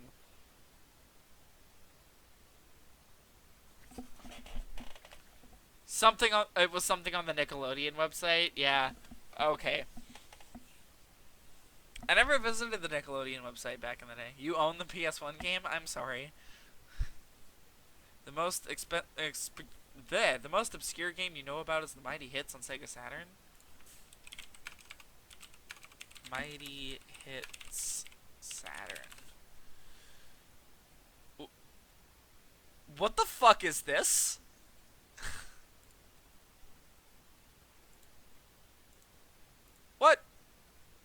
What is this? What? Is it good? I don't want to judge a game by its cover. Or the graphics.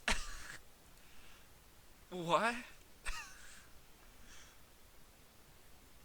Is this real?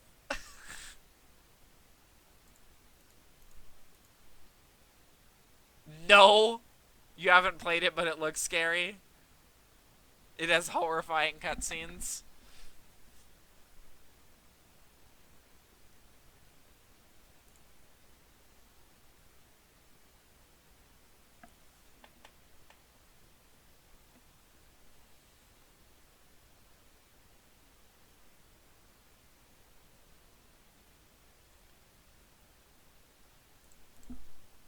Apparently there's also a PS1 version of this. What the fuck?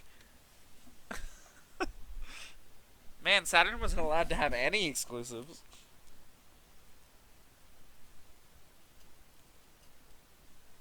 The Saturn's a really odd console. You don't own any obscure games, that's fine. You don't have to. Sometimes it just turns out that a game you wanted to play anyways is just really odd and obscure and no one's ever heard of it or talked about it in any, like, meaningful way. For example, there's hardly any reviews of Alundra 2 online. There's like one video that got decent traction that I saw talk about it, but if you go into the comments, no one's talking about Alundra 2. Everyone's just talking about the original game. Is Hamster Ball obscure? The DS Naruto RPG? I'd say that's less obscure and more like people just straight up don't want to acknowledge it. I own it. I don't talk about it, and there's a reason for that. It's not the best game on the planet. Wouldn't say this is super obscure, but the DS version of LEGO Star Wars 2 is super buggy and clearly unfinished. The same thing can be said for all LEGO DS games. I own LEGO DS DC Superheroes 2, I think is what it's called. That game is not finished. I can't progress past a certain point because I think the game soft-locked me. The extra level is obviously a test map. Hamster Ball, I forgot what that game was. Hold on. So what console is Hamster Ball on?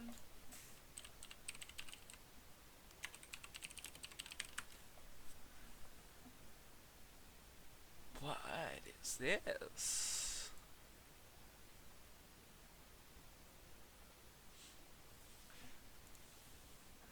It looks like a physics platform.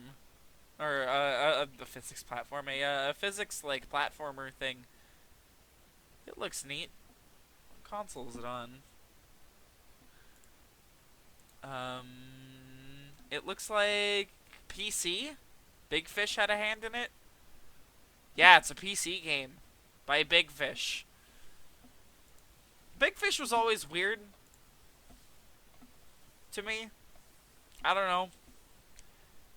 Like, whenever you tried to play something from them, they'd install, like, a malware on your computer that was just their fucking custom launcher, and it was awful.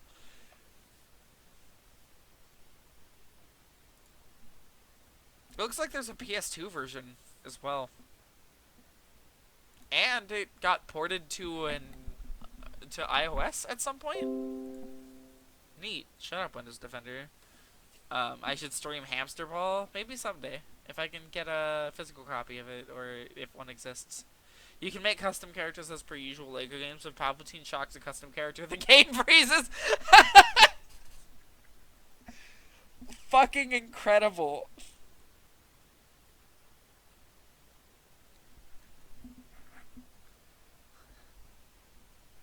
Jesus. Did you guys know that there's a Barbie 3DS game that sells for well over, like, I think the current price it's going for is like $800. It's something I've seen in the flesh, and I saw the price tag, and I was like, I looked at the vendor, and I was like, I'm sorry. What?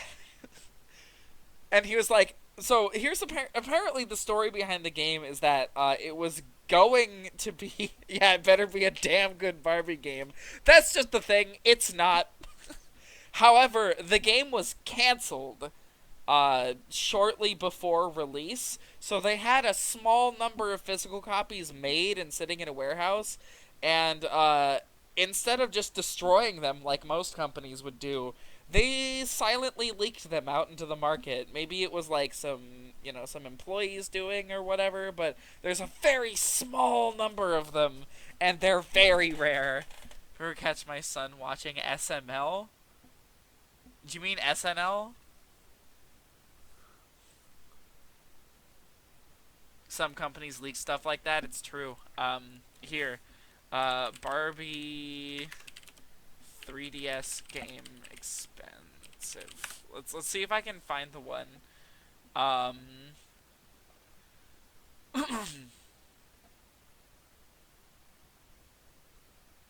um,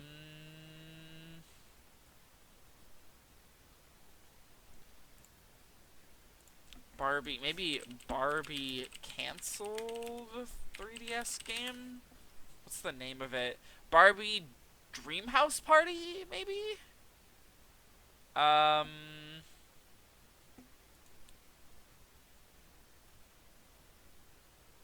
No? Maybe it's not listed as canceled because physical copies are out there. I think it's Dreamhouse Party. I think that's the name of it. Yeah, Barbie Dreamhouse. Oh, Super Mario Logan, maybe. Some of the companies leak stuff like that. God's prototype Sonic plush just sitting here. Prototype Sonic plushes are neat. Yeah, it looks like it's Barbie Dreamhouse Party. There's a page on Nintendo's website for it, but there's not like anything that you can do with that page. So, I'm pretty sure that's the one.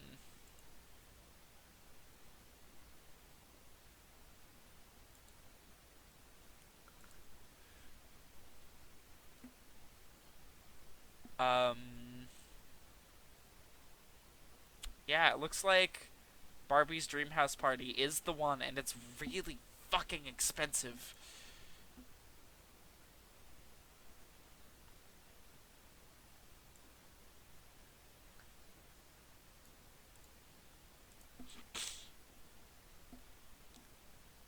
It's interesting to see what's going to happen to the 3DS collector's market.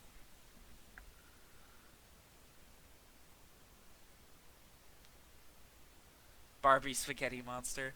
I just realized I've gone 20 minutes over when I wanted to stop. Oh well. We'll go to 1:30 and then we'll stop because I want to jump down this rabbit hole of really expensive 3DS games. Apparently Star Fox 64 3D is really fucking expensive for some reason. Or was. It got put on Nintendo Selects. Okay. I have that game. What the fuck? Let's take a look at it. Final boss of Barbie 3DS is Legion, but with Ken dolls. So let's go to eBay. Let's look up 3DS game, and let's go to price high to low, and let's see what comes up. Highest first. 3DS game. Holy shit!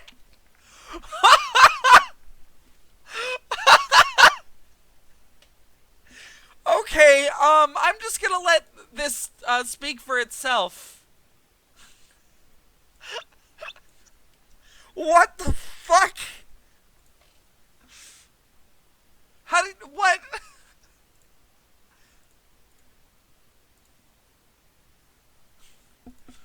Why is it 10,000?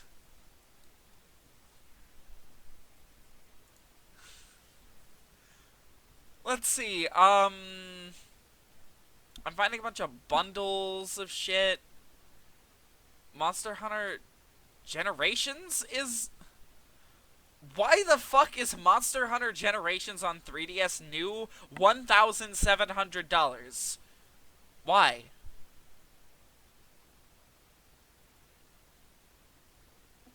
This can't... I'm gonna go... Let's open up a new eBay tab and let's look up Monster Hunter Generations. The original. I don't care about Ultimate. The cartridge, the actual game is $4. So why is the game sealed brand new almost 2,000? What? Want to play 10 grand for a 3DS game? Oh, but dude, it has a soundtrack. Someone's selling Nintendo 3DS game software for $1,605.55, and the games included are, and keep in mind, these are all Japanese. It looks like Yokai Watch, Mario and Luigi RPG 4. I don't know which one that is. Beyblade. A couple of games I don't recognize. One of which saying it's Zookeeper. I don't recognize that one. One of these I just have no clue. Pokemon X, Puzzle Dragons, Dragon Quest Monster 3. I don't know what the fuck that is. It just says Busters. That one's all in Japanese. Konami Winning 11 2013, which looks like a sports game. Another Busters game. I don't really know what that is either. Looks like another sports game. This time it's a Namco one. Another Yokai Watch game, I think. A game that I absolutely cannot decipher.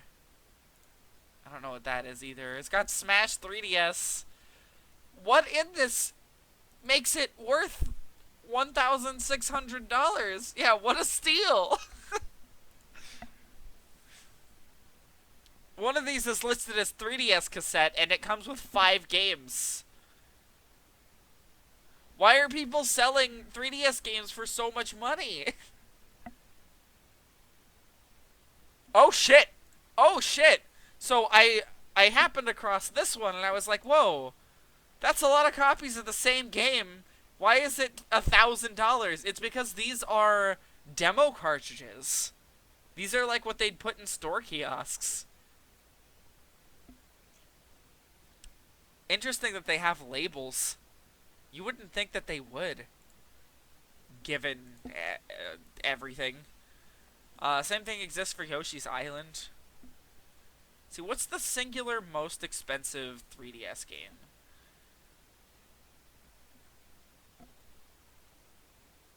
It's hard to decipher because a lot of things are really expensive for no reason.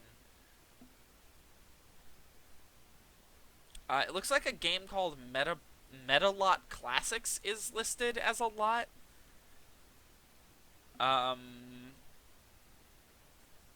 It comes with 2 versions, a Kabuto version and a Kuwagata version, and I don't know anything about it.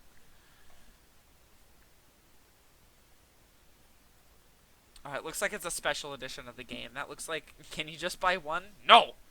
Stuff is more expensive because of quarantine. I don't think quarantine would make a previously $20 game $1,000.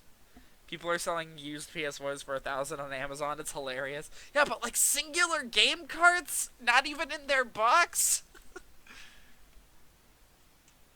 It looks like this Metabots game is consistently one of the more expensive titles, including the... Oh shit, you can get the limited edition Majora's Mask for a lot of money. A lot of special editions. What's like the most expensive non... Something called Power Bike for the DS? Why is this expensive? Why is Power Bike DS expensive? Found an article about the 25 most expensive DS games, like rarest ones. Wow, Solito Robo's on this list. Who would have fucking thought? Special edition where Ben Drown actually kills you. I hope so.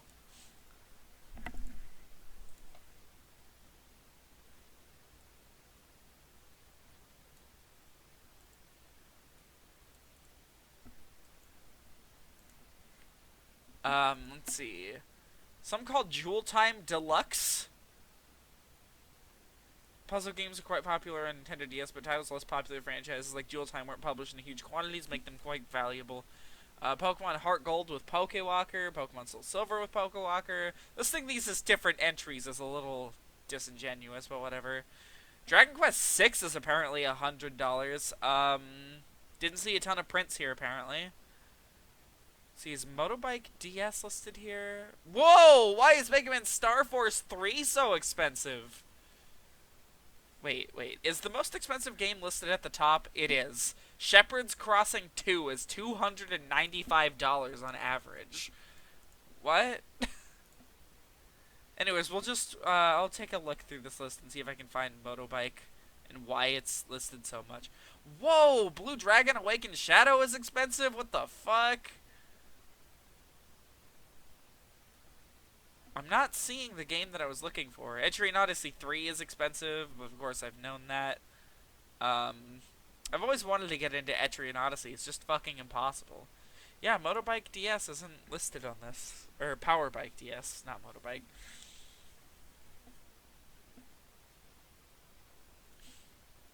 GameStop sells it for $15. eBay sells it for $149. There's a disconnect happening here.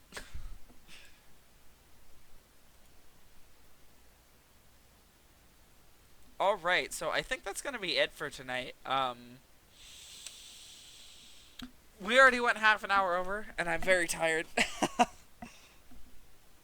So, I think this is going to be it for tonight. Monday night we'll be doing more Castlevania, so I hope to see you guys there. But if you only care about the continuation of Sonic, that'll be Tuesday night. I don't know, going forward, I don't know if Thursday or Thursday will happen. Saturday's definitely not happening next week. But after that, we should be returning to a fairly normal schedule. But again, if you want updates on whether or not streams are happening or whatnot, definitely join the Discord. Which a number of you guys are in there already, of course. But just plugging it yet again. Join the Discord if you want more up-to-date estimates as to what's happening. Other than that, I think that's going to be it. Yeah, thank you guys for coming.